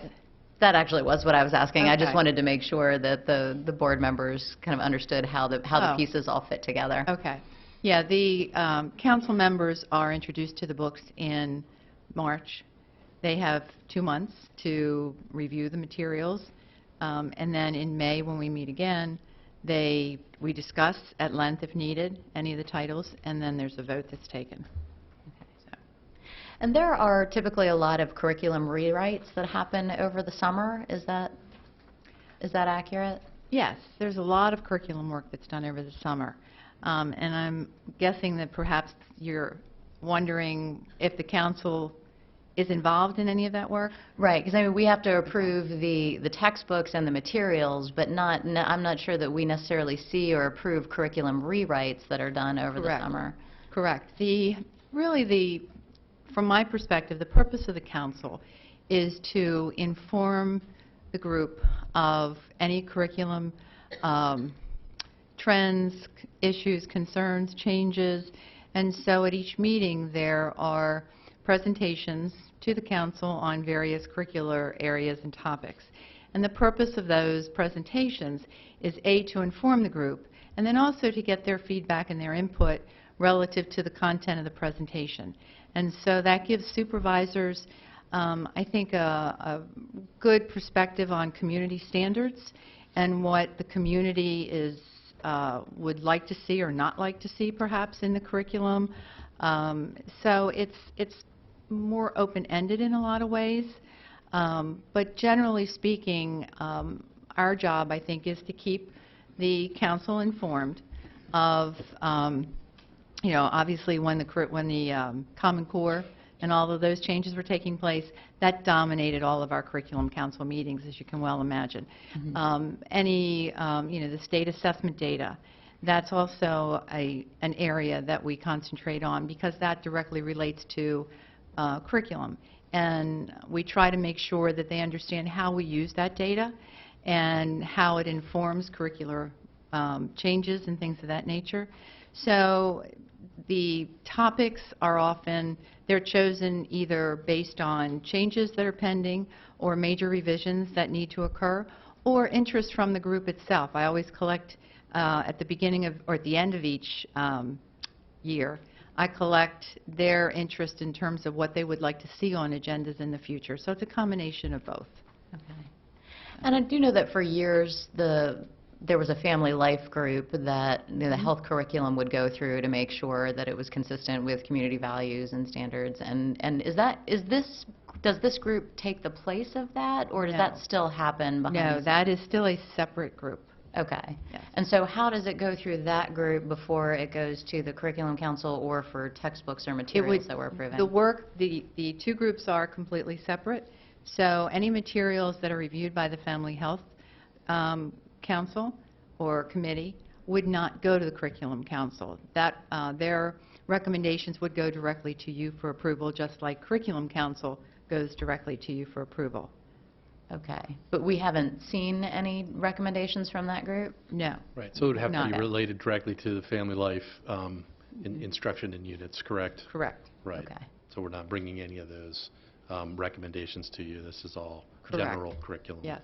And Ms. Tobias is in the audience. If you'd like more information about the Family Health Committee, she's more than happy to share additional details if you would like. I think maybe I can probably follow up with her after the meeting just to, but I would love to, Okay. I would love to chat. Okay.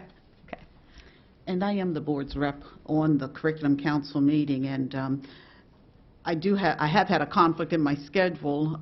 There's another committee that meets at the same time, plus I've had some personal conflicts as well with the schedule. But anyway, it's a very worthwhile committee, and they do some fantastic work, and it's just a broad spectrum of folks who participate on the council. So thank you. I'll try to do better next time with fitting it into my schedule next year. Ms. Daglia?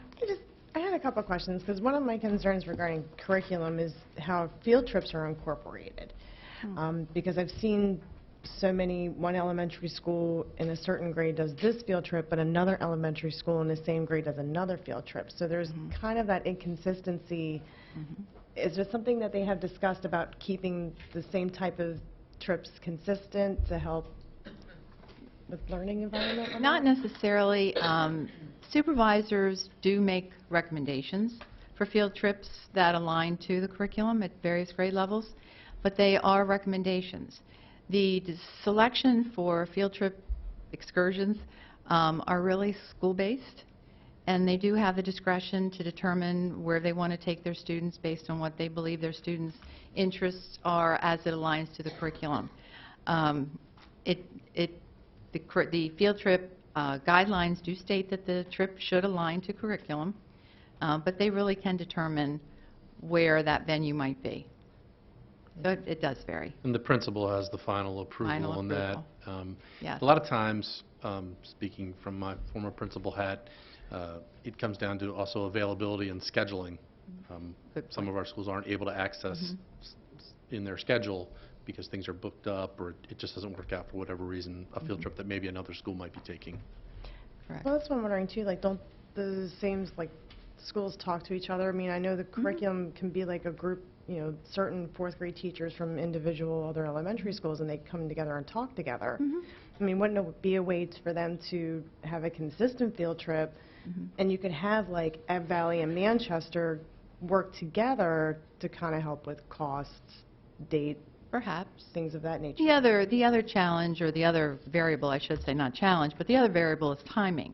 Because depending on when a particular unit of study is taught at a school may determine also where they're able to go. If it's an outdoor venue, obviously it either typically has to fall either in the early fall or late spring. And that has to align or coincide with when that particular unit is taught, and it may be taught at different times at different schools. So that also may enter into the decision. Okay. Thank you, Dr. Pfaff. Don. Oh, Yeah, sorry, Mr. Kyler. One more, if you don't mind. And under school counseling program, it lists concerns about the ratios, and then particularly concerns about elementary counselors. What are the concerns and the needs for elementary? The concern is that there are not enough counselors. Yes. And perhaps Mr. Streeter can speak to this as it really falls into his department. But I know when the presentation was made by Mrs. Klinger and several of the counselors, you know, they emphasized some of the needs that our students are presenting, and I know you all have talked about some of those needs, the social, emotional, some of the trauma that our students are dealing with and so forth. And we see a significant increase at the elementary level. And so the need for counseling, for support at that level is very significant. So. Okay, thanks. And Mr. Kyler, I think you'll see a lot of support that will come out of the report that the elementary behavioral task force is putting together, and I think that we'll need to discuss that in terms of the budgeting cycle next year as well.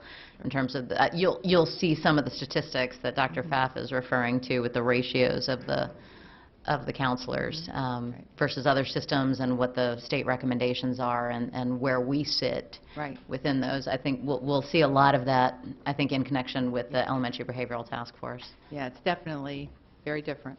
Right. Yep. Okay. Okay, and the last one is the Security Advisory Council.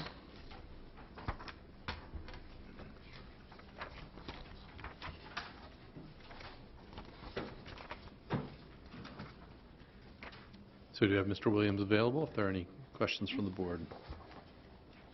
And I know, Mr. Williams, there's some things that we don't like to say out loud, you know, when you're dealing with security issues, but I think this is a very comprehensive and thorough report from the committee. I'm not sure, I'd like to get your feedback as to whether, you know, if we do this work session over the summer and have a parent rep come, would this committee, is it appropriate to have this committee represented there? I think it would be appropriate for certain portions. I think it would be, we would have to be careful how we lay out the agenda for such a work session. I think there are certainly certain things that we handle that are under closed session that we wouldn't want to discuss publicly or strategize publicly either. Okay. Okay, I certainly don't want to put you in a difficult position for that, so we would just want to plan for that accordingly. Okay. But thank you very much for your efforts. Any questions? Dr. Dorsey? No, well, maybe it's not a question, just a comment. I see that, again, communication with school buses is certainly a concern and something that you're working with transportation with. Yes, ma'am. We're continuing to work with Mike Hardesty's folks and looking at options. And Mike is, I don't want to steal any of Mike's thunder. We've been talking about a lot of different options out there and trying to narrow it down, but it is a gap. And when I say a gap, we can communicate with our schools from central office via radio.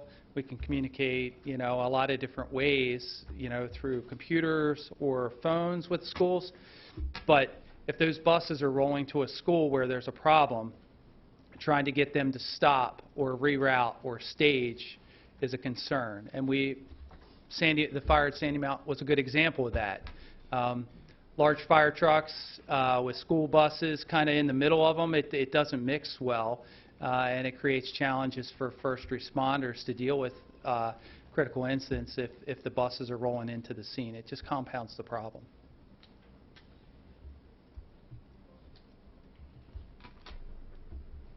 All right. Thank you, Mr. Williams. And with that, we will move on to the second portion of public participation, and I do believe we did receive another blue card for Yes, this we evening. did. Joe Dominic. If we could just say that we won't reread the guidelines, but the guidelines for this portion still apply, so. Okay, yeah, I just want to reiterate some of the things that was said at the last meeting I attended a couple weeks ago by Councilman Cavacci. I wanted to come and speak as mayor on behalf of the City of Westminster regarding the East Middle issue. So I won't repeat everything that he said. It's all public, and most of you were here. But I would like to just reiterate our support for something being done on that campus. I know there are multiple options. I think in terms of, from the city's perspective, I know that you have to make a tough decision for the county, but for the city's perspective, I think it's important that the school stays there one way or the other. I think our preference is Plan B, but as long as something's built there, done there, I think it accomplishes most of, or addresses most of our concerns, which, you know, the strategic placement of the Boys and Girls Club, I think, is a huge asset to East Middle.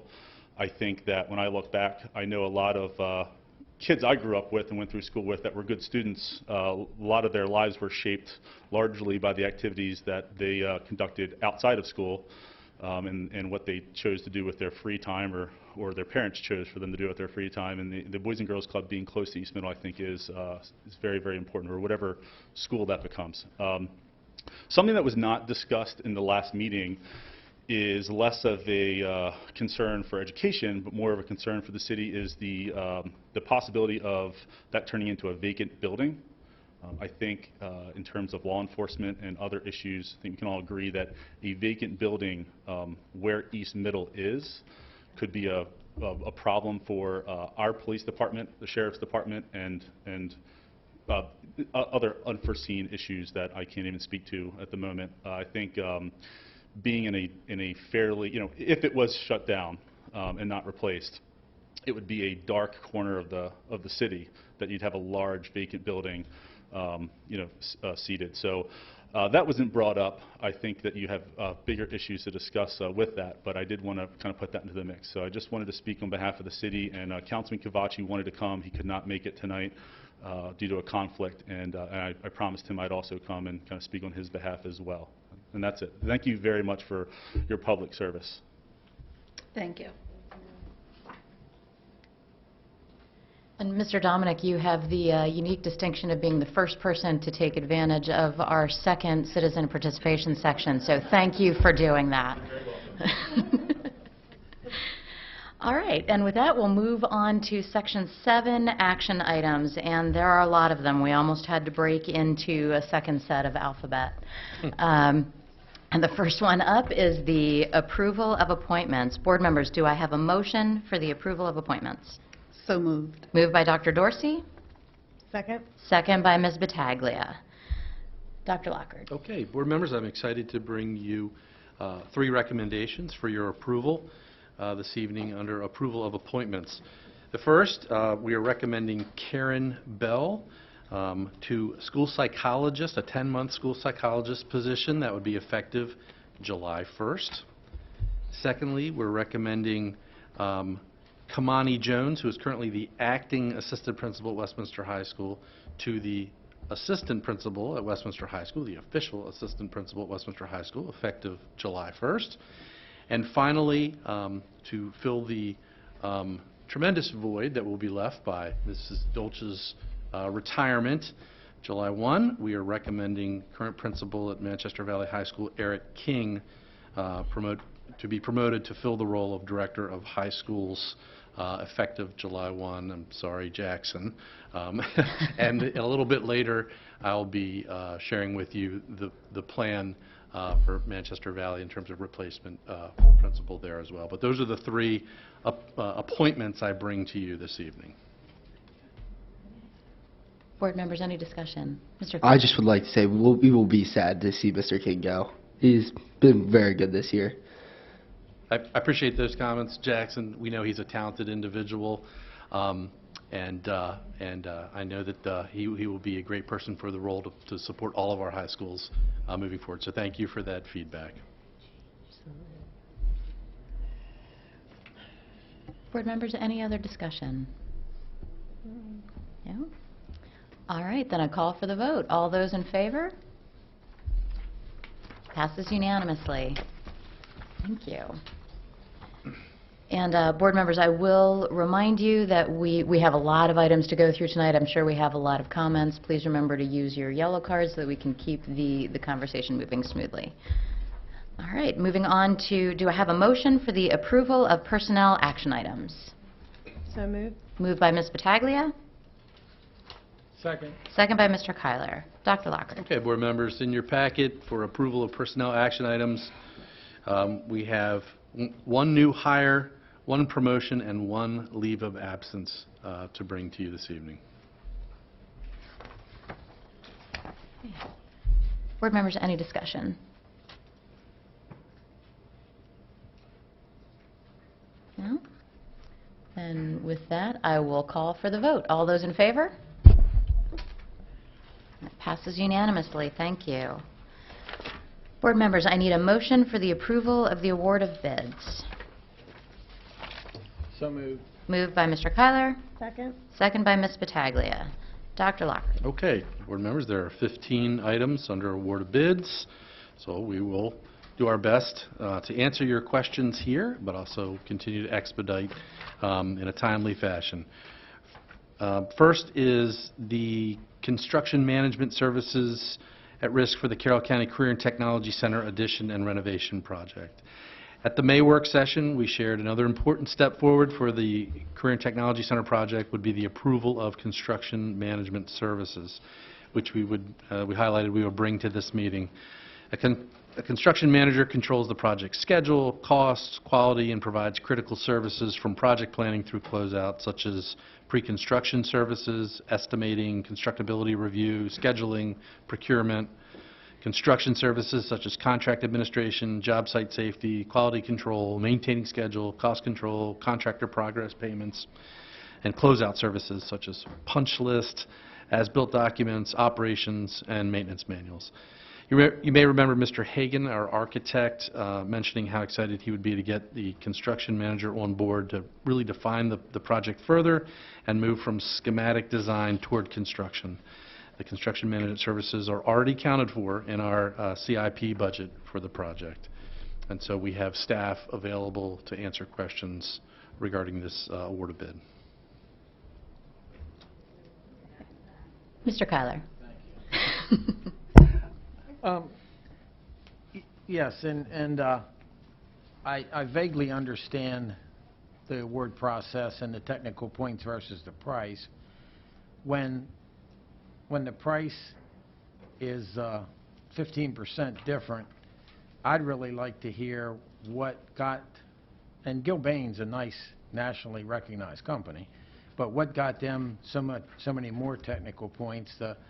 The second by total score would have saved maybe $200,000, but the third would have saved almost $600,000. Are we really getting that much more bang for the buck? Most definitely we are. Good evening, board members, Dr. Lockhart, Commissioner. For projects of this nature that are very, very complicated, this is a three-step process. First, we go through a qualifications process where we are looking at their experience to make certain that they have experience in K-12 environment, that they have experience with Maryland School Construction Program, that they have experience with the Career and Tech Center. What's really critical with this project is that it is an intricate renovation addition in a occupied building where the safety of our students is paramount in this. And there's also a lot of complications with the logistics of moving heavy equipment, and we have to keep Westminster High School up and functional and the Carroll Media Center. So looking at this with the part one, we got to qualify the firms. We had, let me see, 9 submittals, 7 were deemed qualified.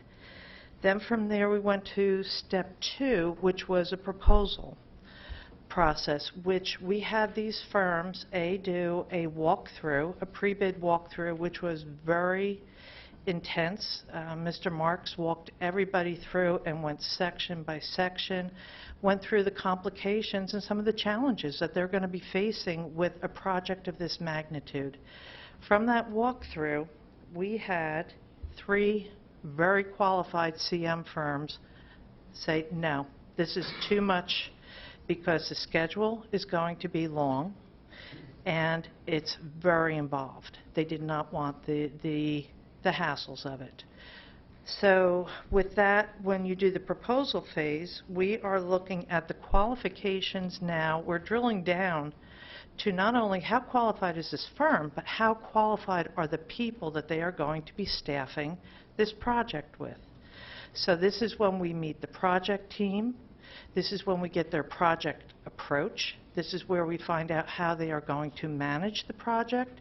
We get to see what is the most critical things on their minds of how they're going to approach this. Because you're right, they're all qualified firms, but you have to make certain that you truly have your A-team in place for this project. And then we met with them and we had interviews. And this was a wonderful opportunity to have a one-on-one with them. Tell me why you feel about this in your proposal. What about if we wanted to do something this way? How would you approach it? And you really get to see how their project approaches. And for us, we are really, really adamant about the safety of our students. The schedule of curriculum being offered to our students is not going to be affected by this. And the fact that we have millions of dollars of equipment there that logistically is going to be tough for these guys to manage. So these are things that when we're interviewing them, we want to find out, how are you going to approach this? And that is why Gilbane ended up the highest on a technical score for us. Because for something like this, you want to have the person in there that can really handle this the most efficient, and also work with the architect, work with the school, work with CCPS staff, work with county officials. So it comes down to also the whole mesh of the whole project team over the course of 2 years. And I recognize that. I've been on the other side of those interviews. Right. And They're not fun, are they? oh, they're lots of fun. And most companies, particularly Gilbane, they're do 4 or 5 rehearsals before they meet you. What was their team, and did they promise a team, and is that in the contract? Yes. And oh, yes. was it PM, superintendent, project engineer? How many's on the team? Mr. Marks would probably be able to address the drill down into the team that they are promising. Again, big companies have some very good teams, and they have some teams that Yes. ought to be paying you tuition. Which most definitely is why the interviews were so I understand. important. Yeah. Yeah, I'd love to hear it. For the proposals and through the process, we had them lock in their project executive, project manager, superintendent, and be able to commit that they would be the team for the staff of the project. So those were the 3 key players that we needed them to commit on. Who sold you the most? I mean, Between I'm the serious. firms? We did a... Between the firms, Gilbane? Yeah. Yes, like Nancy said, they're all qualified firms. Oh, I They're all understand, really but good firms. What I'm saying and is you go through these interviews, and sometimes it'll be the project superintendent Right. or the project engineer that really comes like, my gosh, he knows what's going on with this job. Correct. Do you remember with Gilbane who sold it? It- That's a weird question. Truthfully, Weird person. between a lot of these firms, it was the superintendent. The on-site guy. Yes, because, you know, when you have someone come to the table and say, I've been at this school after hours before I even came here to talk to you today, and I understand what your dismissal's like, I understand these complications, I understand utilities, I've been looking at things. They're not hired yet. Okay. Board members, I think that the discussion that's going on right now would be better handled if you want to just talk to staff one-on-one. You have a lot to discuss tonight. Okay. Okay. Then we're willing to table this? I assumed it was more urgent so they could start on schedule and start on stuff. For the approval, Some yes. of this stuff changed Very critical. today, so... We would appreciate an approval if possible today, so we Yeah. could keep the project moving. Yeah. I think maybe we should discuss that, though, because I have a lot of questions on this particular item as well. I agree with what you're saying, Kenny, that it's tough to make a decision on this. If we look at the career and tech schematic design later on, it says that we have $4.1 million set aside for construction management, and we're looking at approving a bid that's significantly over that. And I'd like to get a better understanding of what the rubric is for technical points. I know that Ms. Codner walked us through some of it, but to approve a bid that's $700,000, these were all pre-qualified firms, so they are technically qualified. So to approve a bid for not the low bidder, and one that's $700,000 more than that, I think we need a little bit more detail and understanding of that. I don't know how other board members feel, but if we want to move on, I think that maybe we need to have some additional information on this one. Maybe. I thought the answers so far were good and pleased me. Now, I know if Mr. Vigney has more. Were you going to make a comment? Yeah, I guess 2 things, or maybe more. First, this is a process we've used for more than 20 years. It has been a tried and true process that has given us quality participants in our professional services, whether it's architects and engineers or construction managers. We have a proven track record on large projects that this works. I understand there's no doubt, we recognize that there's a difference in the number. We talked about that. We certainly, saw it as a question that would come up. But this process that we use has it delivered consistently for us. I think, I don't want to speak for Rochelle, I would think that we could answer general questions as long as we didn't get into the details of, specific details about the particular firms and the points and things like that. I think when we start to drill down too far, there are things that we just probably shouldn't get into. But I think we could answer general questions. I think we could talk about in general, and that's one of the things I would say. This is a process. It is not over the budget. The line item you're referring to in the schematic estimate is CM pre-construction services along with the design services. So that is only a portion of the CM services, probably in this particular case about $250,000 of the total of the 4.9 that would be associated with pre-construction services. The rest of the construction services are in the construction number, the much larger construction number you see at the top of that estimate. So that 4.1 you're referring to includes the AE fees and the pre-construction services for the CM fee, for the CM, and we're under that number. I guess an additional question that I had was, we've been talking about how we have the ability to approve or not approve information all along the way, and I'm trying to understand, so the job that they quote on for the construction management, we've been talking about there being a $60 million project with an option of potentially going to a $70 million project. Is this bid associated with the $60 million project or with the $70 million project? Well, it's the refer to the C+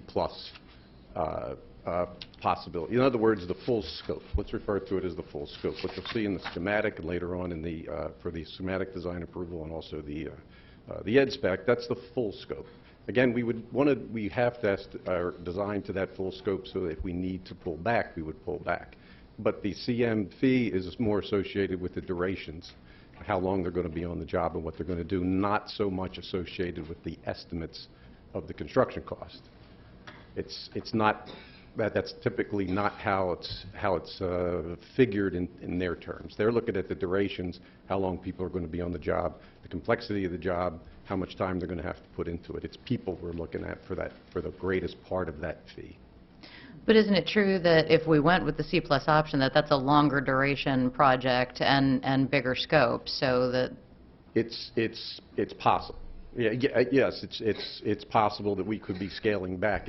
One of the critical things we're going to get out of this award is we have them on board, so when October comes and we're approving a capital request, that we'll be able to have the most detailed information that we can possibly have going into that request, because that's when we're asking for money. So we need them on board to give us that information for those pre-construction services before we ever put a shovel into the dirt. Mr. Fowler. And along those same lines, this isn't a lump sum total contract. It would be percentages and hourlies, and if the job becomes less, this will become less, correct?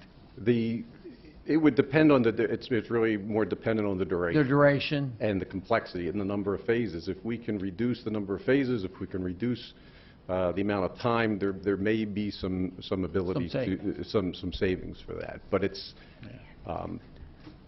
again, because of the difficulty of nailing down where we're going to go with this, it's hard to get a number early. The last thing we want to do is get a number early, but we have to increase later.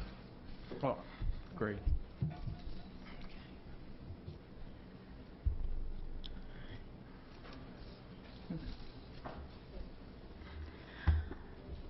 All right. Board members, are we ready to move on to the next item? Okay.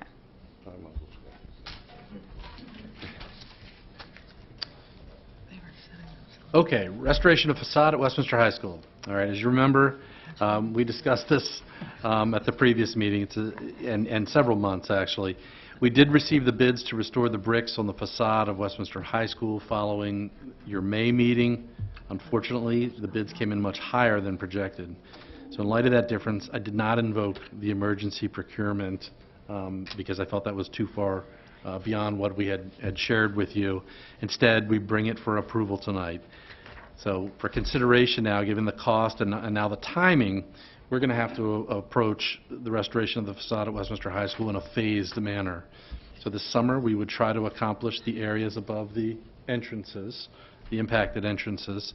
Then we would finish the facade in 2 additional stages.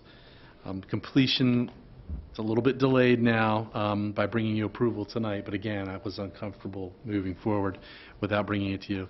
The completion is also contingent on the weather this summer as well.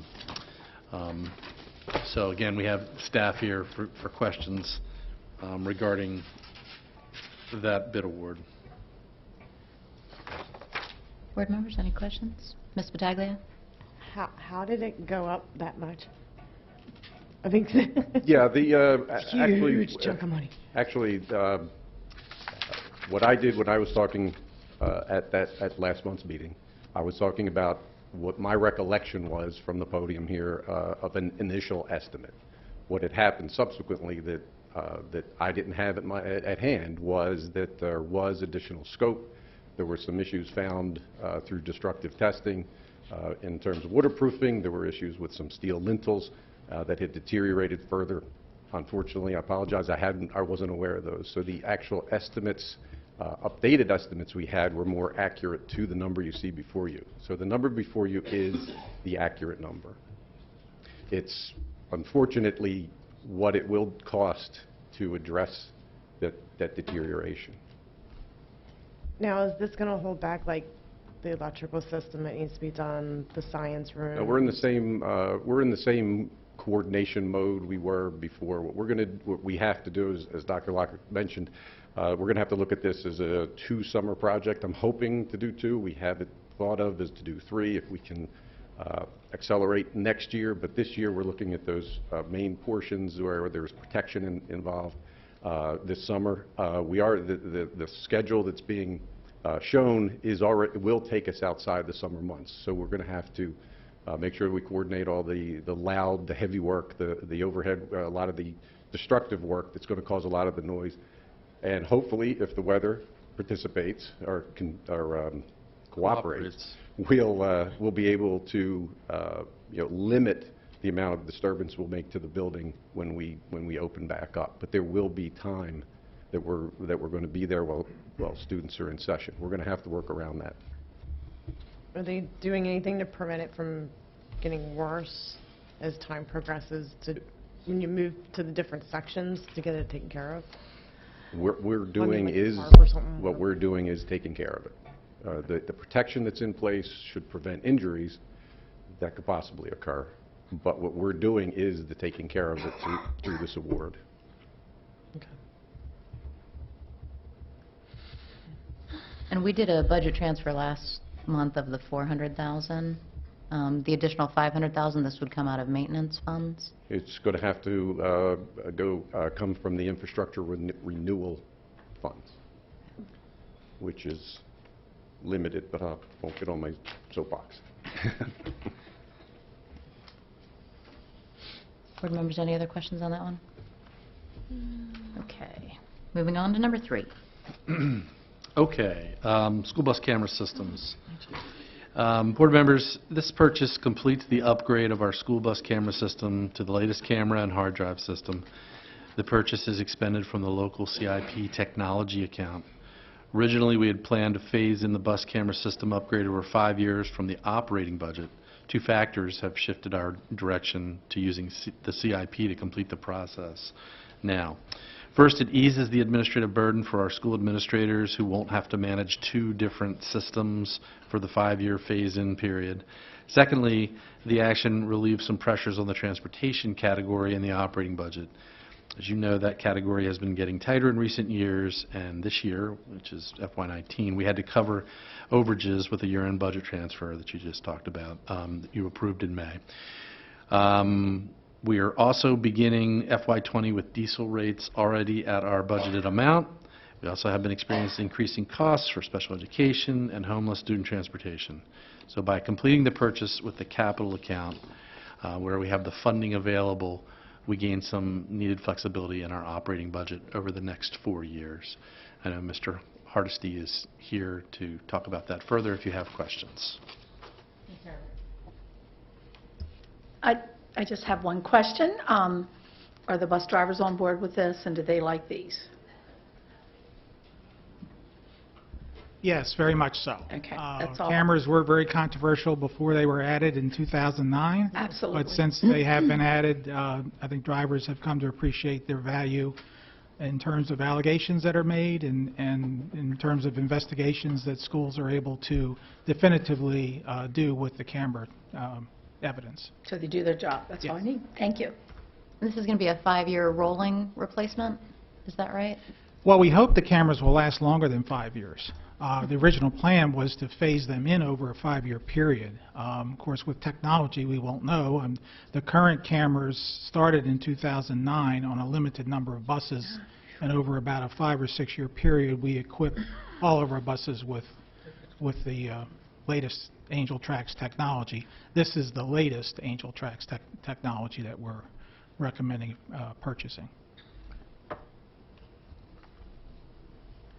Okay. Ms. Battaglia?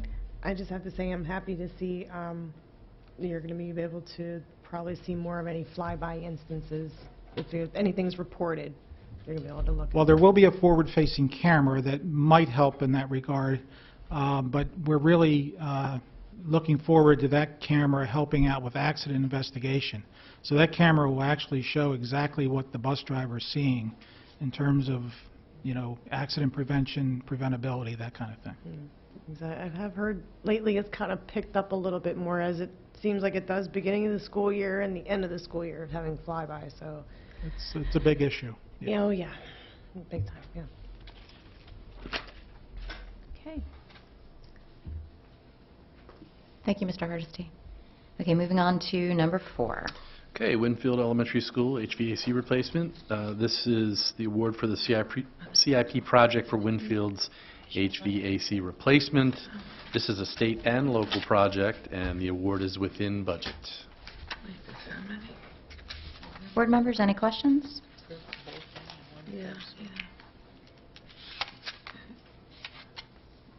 I did notice that the CIP has $9.2 million in for this particular project, so this is significantly lower than that estimate. Was there a change in scope, or? Well, it's actually this system is going to be the first time we're going to try this particular type of system in one of our buildings. The reason is the architectural and structural construction of the building limits the amount of ductwork we can put in. So, so we'd be either running piping and whatnot outside the building. It would look like an industrial plant, in my opinion. So what we can do is we can run refrigerant through the system using heat pumps. We haven't used it before. It may not be our first choice, but it does get us into that envelope without having a lot of structural revisions.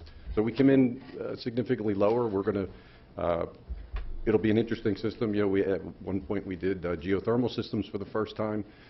This will be a little bit different for us, but it should. It's less expensive because the refrigerant piping is so much smaller, and so that's why it comes in so much lower. There's probably a bit higher cost in terms of replacement of the equipment because it's a lot of compressors. However, the overall cost, you know, it's still comparable in the life cycle. So it is a different type of system, but it is significantly less expensive. That money will now be used for the next HVAC system, so it'll go towards that.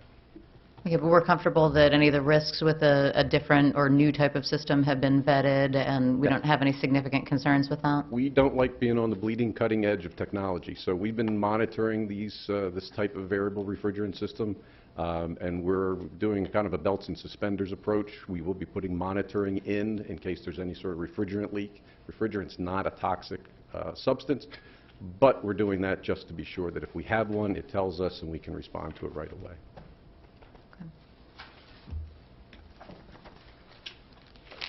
All right, moving on to number 5. Okay, repairs to the tennis courts and tracks at South Carroll High School and track at Winters Mill High School. This award repairs the courts and tracks at South Carroll, Winters Mill, as indicated. We try to prioritize these repairs throughout the system as conditions dictate. These repairs are being funded with money from the State Aging Schools Program. The award is within the anticipated budget for these repairs. So there's no local cost for this? This is all state money? Yes? Yep. All right, we'll keep going. Number 6, the Carroll County government contract for uniforms. This is a joint bid with the county. It's for uniforms for FY20 for our plant operations and maintenance employees. Board members? Good? Okay. Number 7. Number 7, supply and delivery of heating oil. It's a award from a cooperative bid with Washington County Public Schools. It's a 1-year bid with the option to renew. We bid fuel and oil regularly and make the best decisions annually. And really one of our true successes and celebrations in the operating budget over the past 10 years has been utilities, which have held flat or even reduced in many years. And that's partly occurred through competitive bidding and through energy management strategies. And Ms. Codner, these are consistent with the budget projections that we have in for FY20? Yes, they are. Okay. Yes, and with the fuel oil, it's OPIS price, which is industry pricing, because if you commit to lock in, as you can see, fluctuations in any type of oil goes, the roller coaster, you don't want to lock in, so you just go with that and you go with your bid factor to, you know, as an add-on. So yes, it is where they should be. Okay. Let's hope they remain that way. Board members? Okay. Okay, Number 8, football stadium field maintenance. This bid award will set the rates for resodding the high school football fields. The price is determined by the square foot cost and the number of schools each bidder is able to provide services to. Costs will be shared funding between board and school funds based on availability of board funds and the extent of work each school might request. Mr. Kyler? Does this include any guarantee warranty through first mowing, or is this place it and watering, et cetera, is on the burden of the schools? All our fields have irrigation systems in there. And yes, they are to guarantee their work and the grass for 1 year. Okay, so they guarantee for 1 year, but it's our water. It's our water, yes, Yeah. it is. Thanks.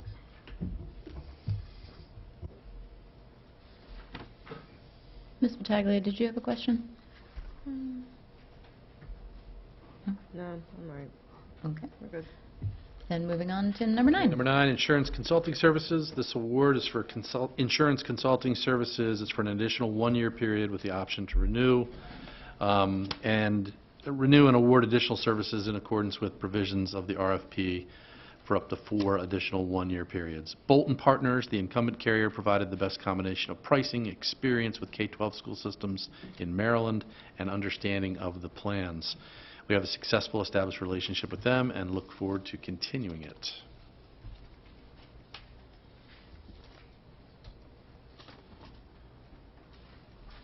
And there was an attachment, number 3, that laid out the rubric for all the bidding companies.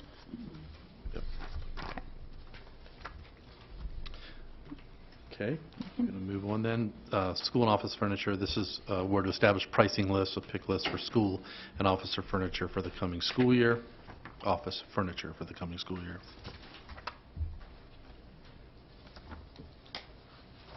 And that's just a typical pick list format. Right.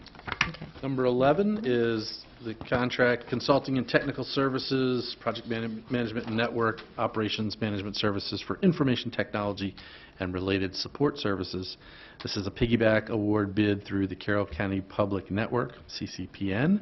It's a cooperative between us, the county, the library, the community college. It's one of our best stories of collaboration and efficiency across Carroll County. The award is to Skyline Network Engineering, covers for network infrastructure support, services, associated equipment for FY20, includes our wireless network, network monitoring, network diagnostic initiatives, and security initiatives. And Dr. Lockhart, was there a monetary amount associated with this? No, I believe this is, oh, do you want to go ahead, Mr. O'Neill?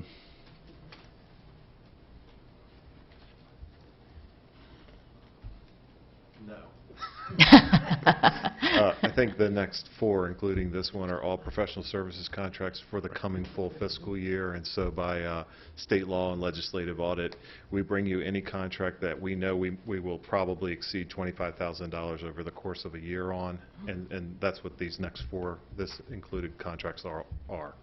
Basically, services vehicles or procurement vehicles for the full fiscal year 20 time period. Okay, but expected expenditures are included in the budget Oh, yes. projections Yeah, for FY20? Yeah. Okay. Absolutely. Good. So then, number 12, hardware and software agreement. And I'm recommending the board continue participating in the MEEC consortium for FY20. That consortium provides a framework to facilitate academic volume licensing for Maryland educational institutions. Contracts also used for procurement of all computers along with various technology hardware.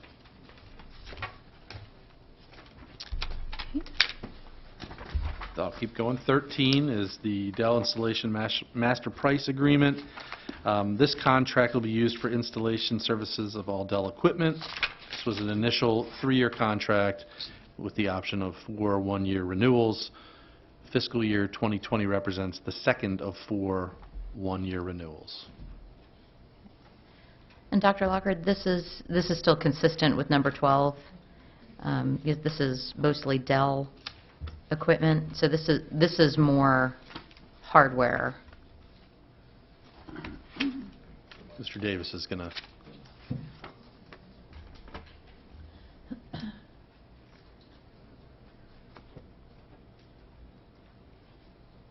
Hello. No, that's actually for installation of Dell stuff. The MEEC contract is a hardware contract, the one that the prior one. This is for installation services. So like Mr. O'Neill mentioned, all of these are contracts we use every year. This is our annual thing. We've been doing this for years. So it's just the contracts that we would use to procure whatever services. But the MEEC contract is the biggest in the state. That it stands for the Maryland Education Enterprise Consortium, and it's run through the University of Maryland system. All 24 school districts participate in all higher education, and it's just basically a consortium where they bid out all these things, and so it's a piggyback contract. But the specific one you asked for is for services. Okay. Thank you.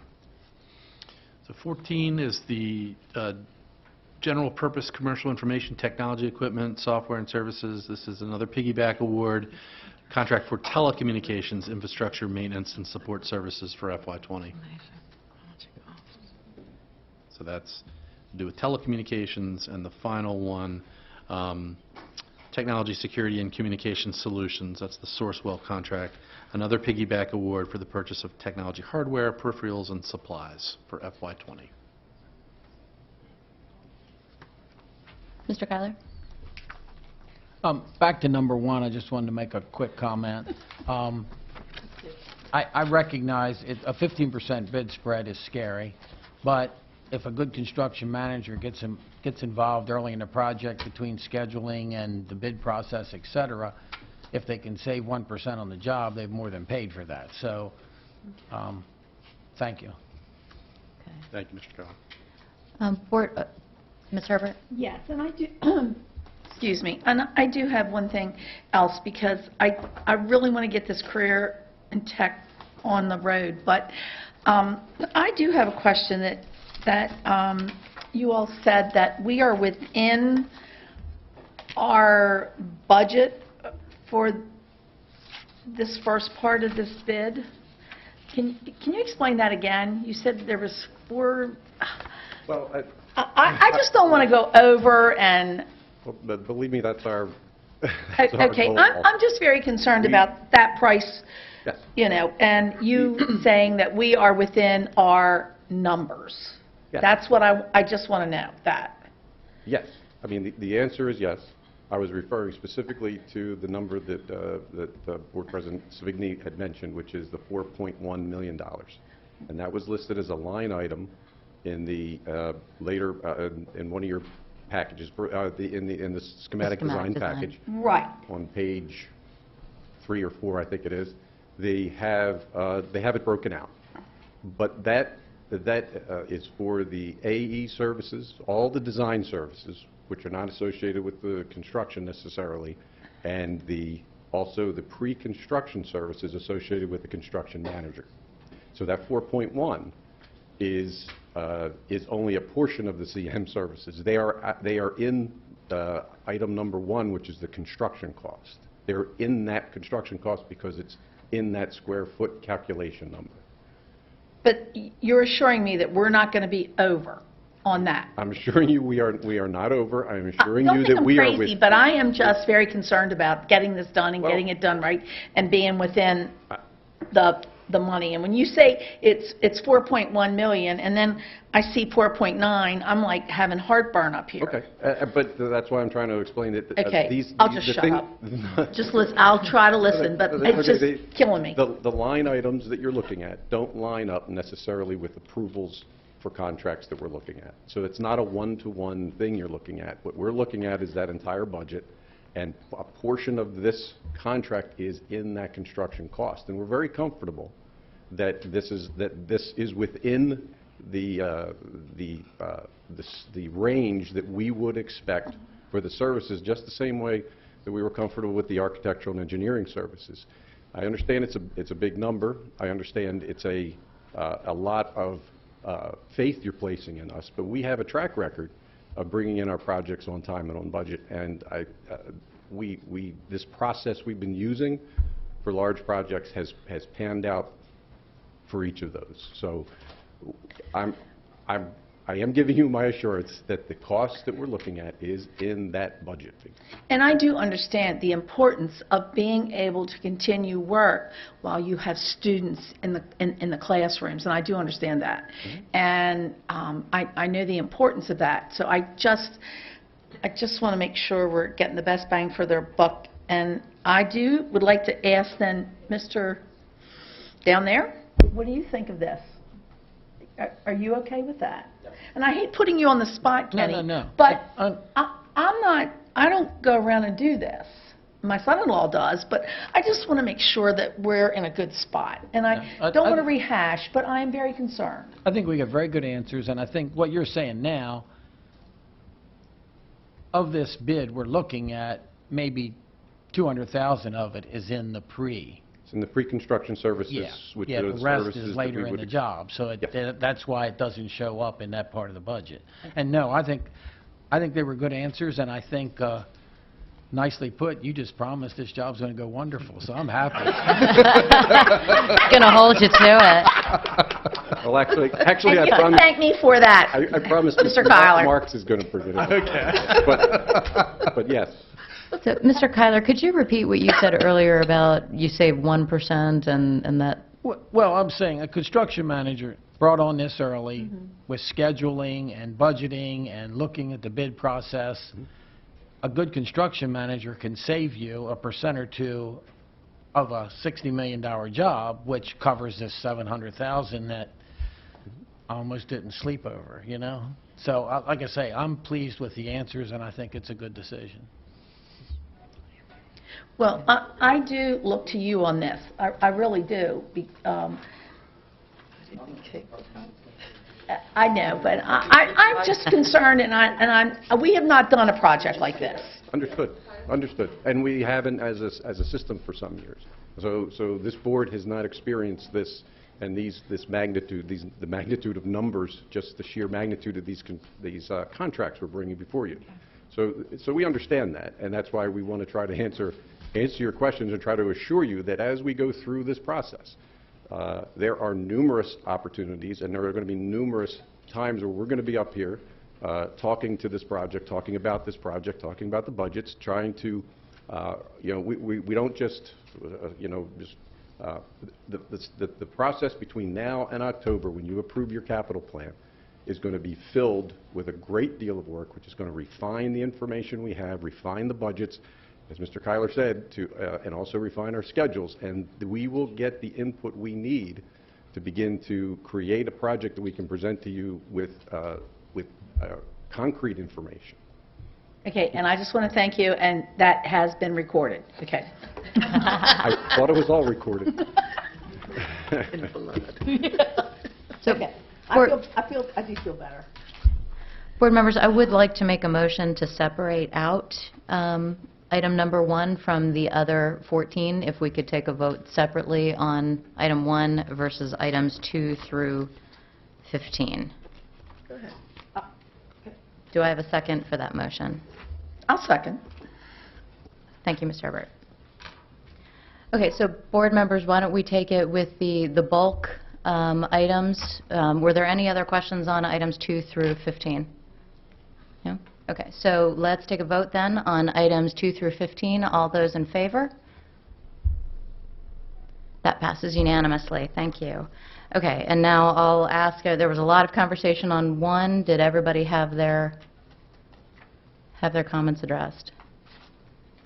I did just want to make a statement after all of that discussion. I just want to say that I'm still struggling with that one a little bit, you know, with the firms being pre-qualified, and then I understand that we're following the rubric that we typically follow, but I am struggling with a 15% cost differential. So I'm just going to make that statement. And I just have to interject here. It's 15 percentage points that they earn. So that's what we are divvying out. It's 15 points. So that's why it's not a 15-point differential. It's you take the 15 points that are awarded for the low price, and then it's an inverse proportion that awards the next lowest price or the next highest price, and then again you compare the third highest price to the low price, and it's an inverse proportion of the difference between them. So that is the pricing rubrics of it. So on this, 65% of it is technical, 15% is price, and the 15 is divvied out by an inverse proportion on your difference of pricing between low and next highest all the way up. And we have had situations that we have not awarded to the lowest bidder. I mean, recently we did AE services for the science classrooms. That was highest technical but not the lowest bid. You approved also the East Middle feasibility study where the most qualified was not the low bid, and AE services for roof designs. And also this way that we look at the pricing, if somebody's pricing is totally out of line, they get negative points. So this is just a point assignment for your price. So I just wanted to make certain that you understood the rubrics as to what the 15 was. It's points that are assigned. Okay. And I appreciate that clarification. When I was saying the 15%, I meant the difference in the in the estimates. Yes. So. Okay. And that's what I was going to say. I think you understand, but if you threw out the technical points, you guys gave away 15%. When a bid's off by 15%, bonding companies go bonkers. A lot of, and I've seen local preferences, et cetera, that 3, 4, 5%. But this is a big difference in dollars that this system picked, hopefully rightfully so, the CM. Right.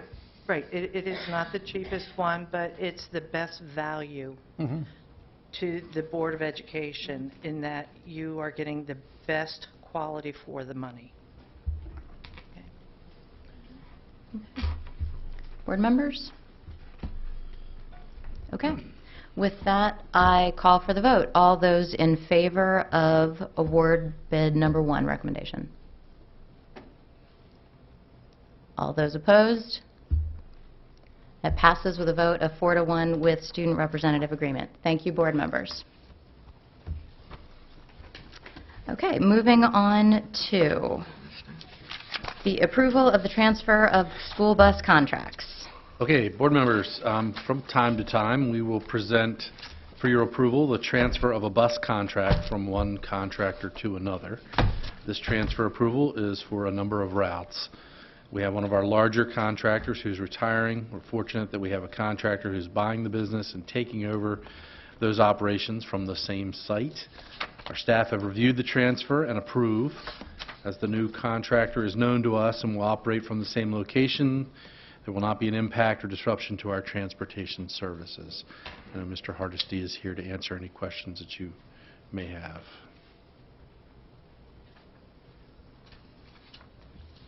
Board members? No? Okay, with that, I call for the vote. All those in favor? It passes unanimously. Thank you. Moving on to, I need a motion for the approval of textbooks and instructional materials for 2019 and 2020. So moved. Moved by Ms. Battaglia. Second by Dr. Dorsey. Okay, Dr. Pfaff touched on this a little bit earlier when she was at the podium. Our curriculum supervisors are recommending the materials in the agenda packet for possible use in schools beginning this July. Materials are introduced to the Curriculum Council at their March meeting. We're on display for public review and comment through May 31st. And the items were discussed and approved by the Curriculum Council.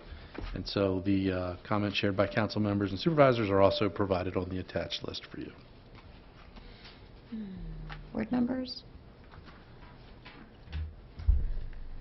I'm very excited. Well, particularly for one video. I'm glad that it is being put into our schools, and it's a really good community aspect, and we need to make sure we're hitting the ground running on it. Dr. Pfaff, would you mind coming up for a minute? You knew I was going to have some questions for you, right?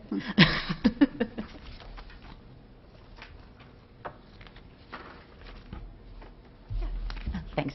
I wanted to thank you for the very thorough write-up that's in here. It is pretty clear, though, I think that most of the comments that are here are the same. It looks like it's the same 2 or 3 people. So I was just wanting to understand, so of the 41 people who took a vote, do you feel that all of them reviewed all of the materials and were comments provided on a... Right. No. The answer to that is a simple no. All 41 do not review the materials. But what does happen, and frankly I feel comfortable even though not all 41 review them, because those who do leave the detailed comments that you see here. Everything that you see here is shared at the Curriculum Council meeting in May, and it generates significant discussion. And so I typically preface those discussions with the group by saying that even though you've not read the materials, as some have, the comments, the summaries that are here, and then the discussion that takes place generally gives the group enough information, allowing them to make an informed decision.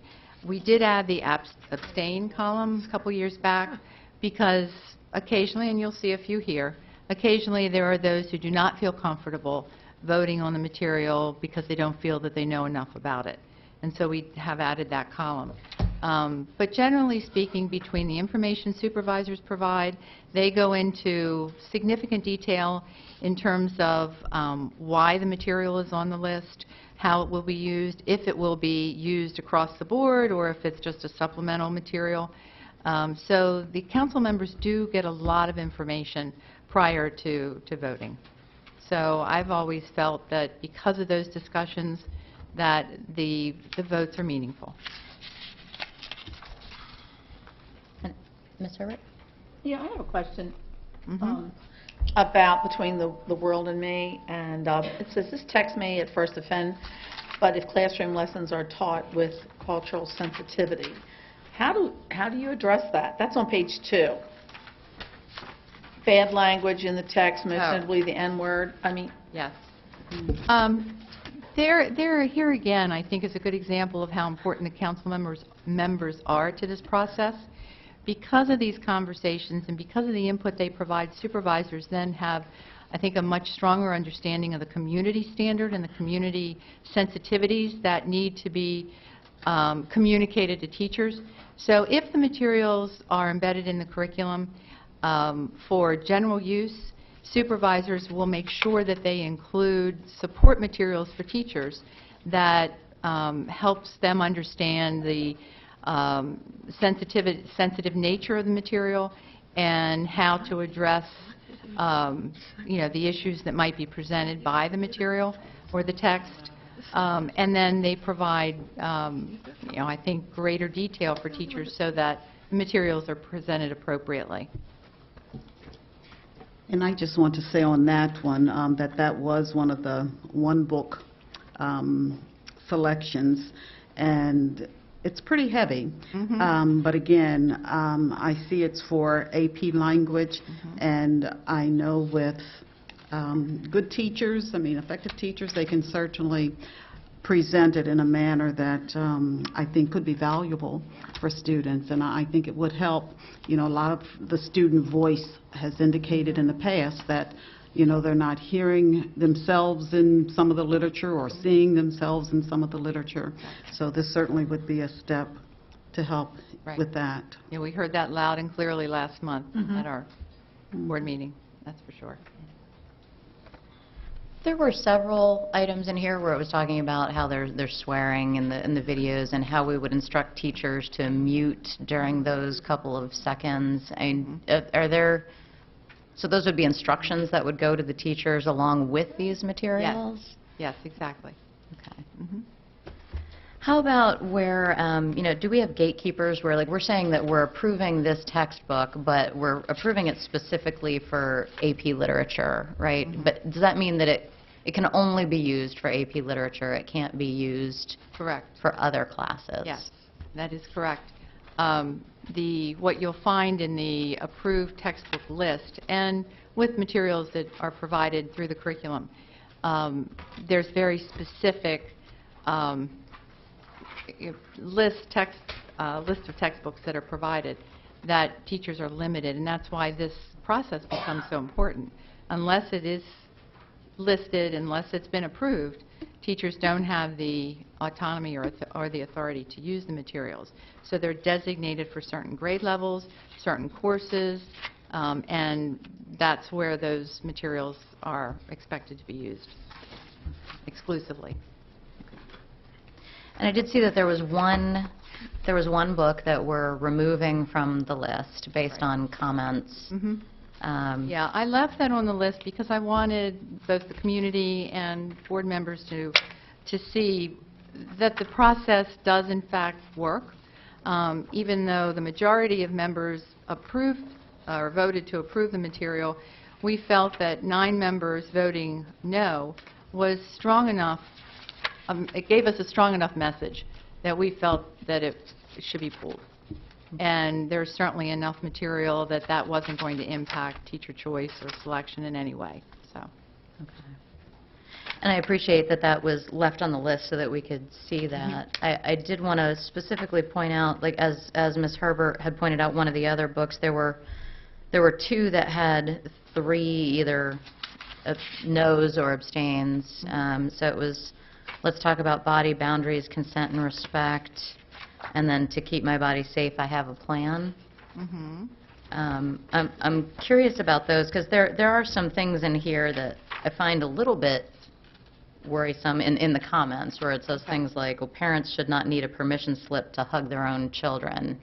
That's a pretty strong statement for someone to be making. I'm curious what they were trying to address. Ms. Tobias is here in the audience, and she'll be happy to give you a little more detail on those materials. Hi.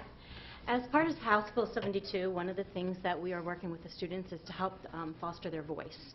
And those 2 books in particular go in with our body safety unit, where we're teaching the students body boundaries, where we're talking to them about what their body boundaries could be, and we're talking to them about trusted adults. And this is really just a read aloud as a springboard discussion into, students and getting them to think about what their own boundaries are. And if in some way, shape, or form those body boundaries have been violated or overstepped, for them to know how to come forward and share that information. Through that, we talk about trusted adults. We also talked to them about, sometimes you might not want a hug from somebody. Sometimes you might want to verbalize, hey, a fist bump will be okay. It was in no way, shape, or form to tell parents that they couldn't hug their child. The parent representative I spoke with in depth after the curriculum council, and we really talked in depth about the book, and she saw the perspective that we were taking was different than when she had initially read it, which I think is a very valuable experience in part of the curriculum council, because looking through my view and how I was looking at the state standards, that didn't come across to me, because it wasn't something that we were going to use as a teachable moment with that book. That book was to pull out establishing a pathway to a trusted adult, and establishing that in a time when a child is not in crisis, a child that can identify within their safety network 5 trusted adults, 4 of which could be family members and 1 that should be outside that family. And those were the type of things that we reiterated with those books. The comment that was made to us last year when we had a whole group of those books come through was the fact that they lacked diversity. These 2 books in particular had a lot of diversity in them, and that was some of the other comments that were made, that they were glad that we took into account some of the comments that they had made the year before, and as new books came available, we were able to look at those and try to figure out how they would better our program. Okay, Does thank that you. answer your question? It does. Thank you very much for that perspective. And so you did have in-depth discussions with the parents who were Yes, I did. who were very Afterwards. concerned with these 2. Well, it was 1 parent, and yes, I did. Okay. Okay. Thank you. Okay, board members, any other questions or comments? No, just quick comment. I thank you for sitting down with me not too long ago and going over what our kids are learning in health class. I think it's really important that we make sure that our students have an understanding of themselves as well as the outside world as well. And I appreciate everything that you're doing.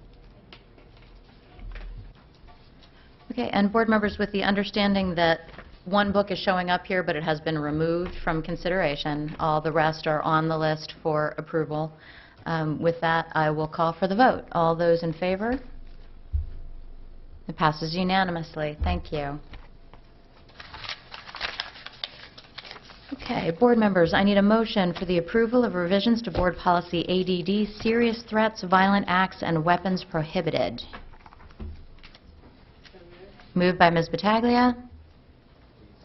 Second by Mr. Kyler. Dr. Lockard. Okay, board members, as you'll recall, board policy and administrative regulations needed to be updated in response to the Safe to Learn Act legislation.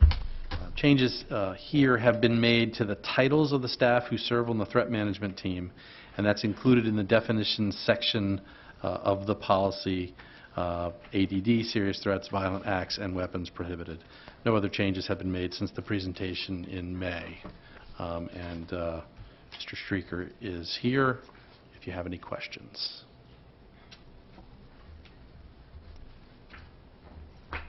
And Mr. Streeter and Ms. Jagoda, I do know that there was a lot of effort that went into this, and I really do appreciate that.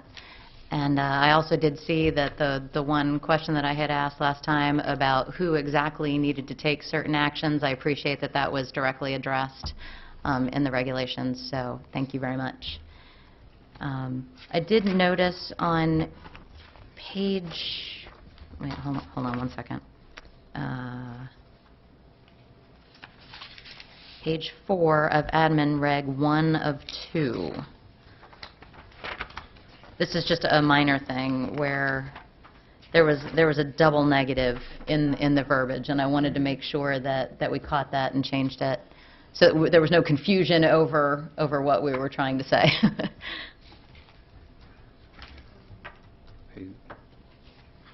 Reg 1 of 2, you said? Yes, it's right there. So in paragraph B, it says, which cannot not exceed 5 days. What page are we on? 1B? Just wanted to make sure that there wasn't any confusion there. So I believe that we need to cross out the not. Right. Okay.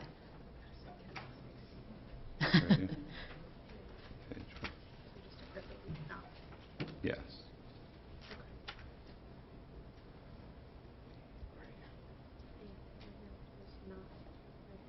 Sounds like, Dr. Dorsey, you had seen the same thing. Yeah, I just... Yes. You there, Carl? We agree that you cannot not. We can.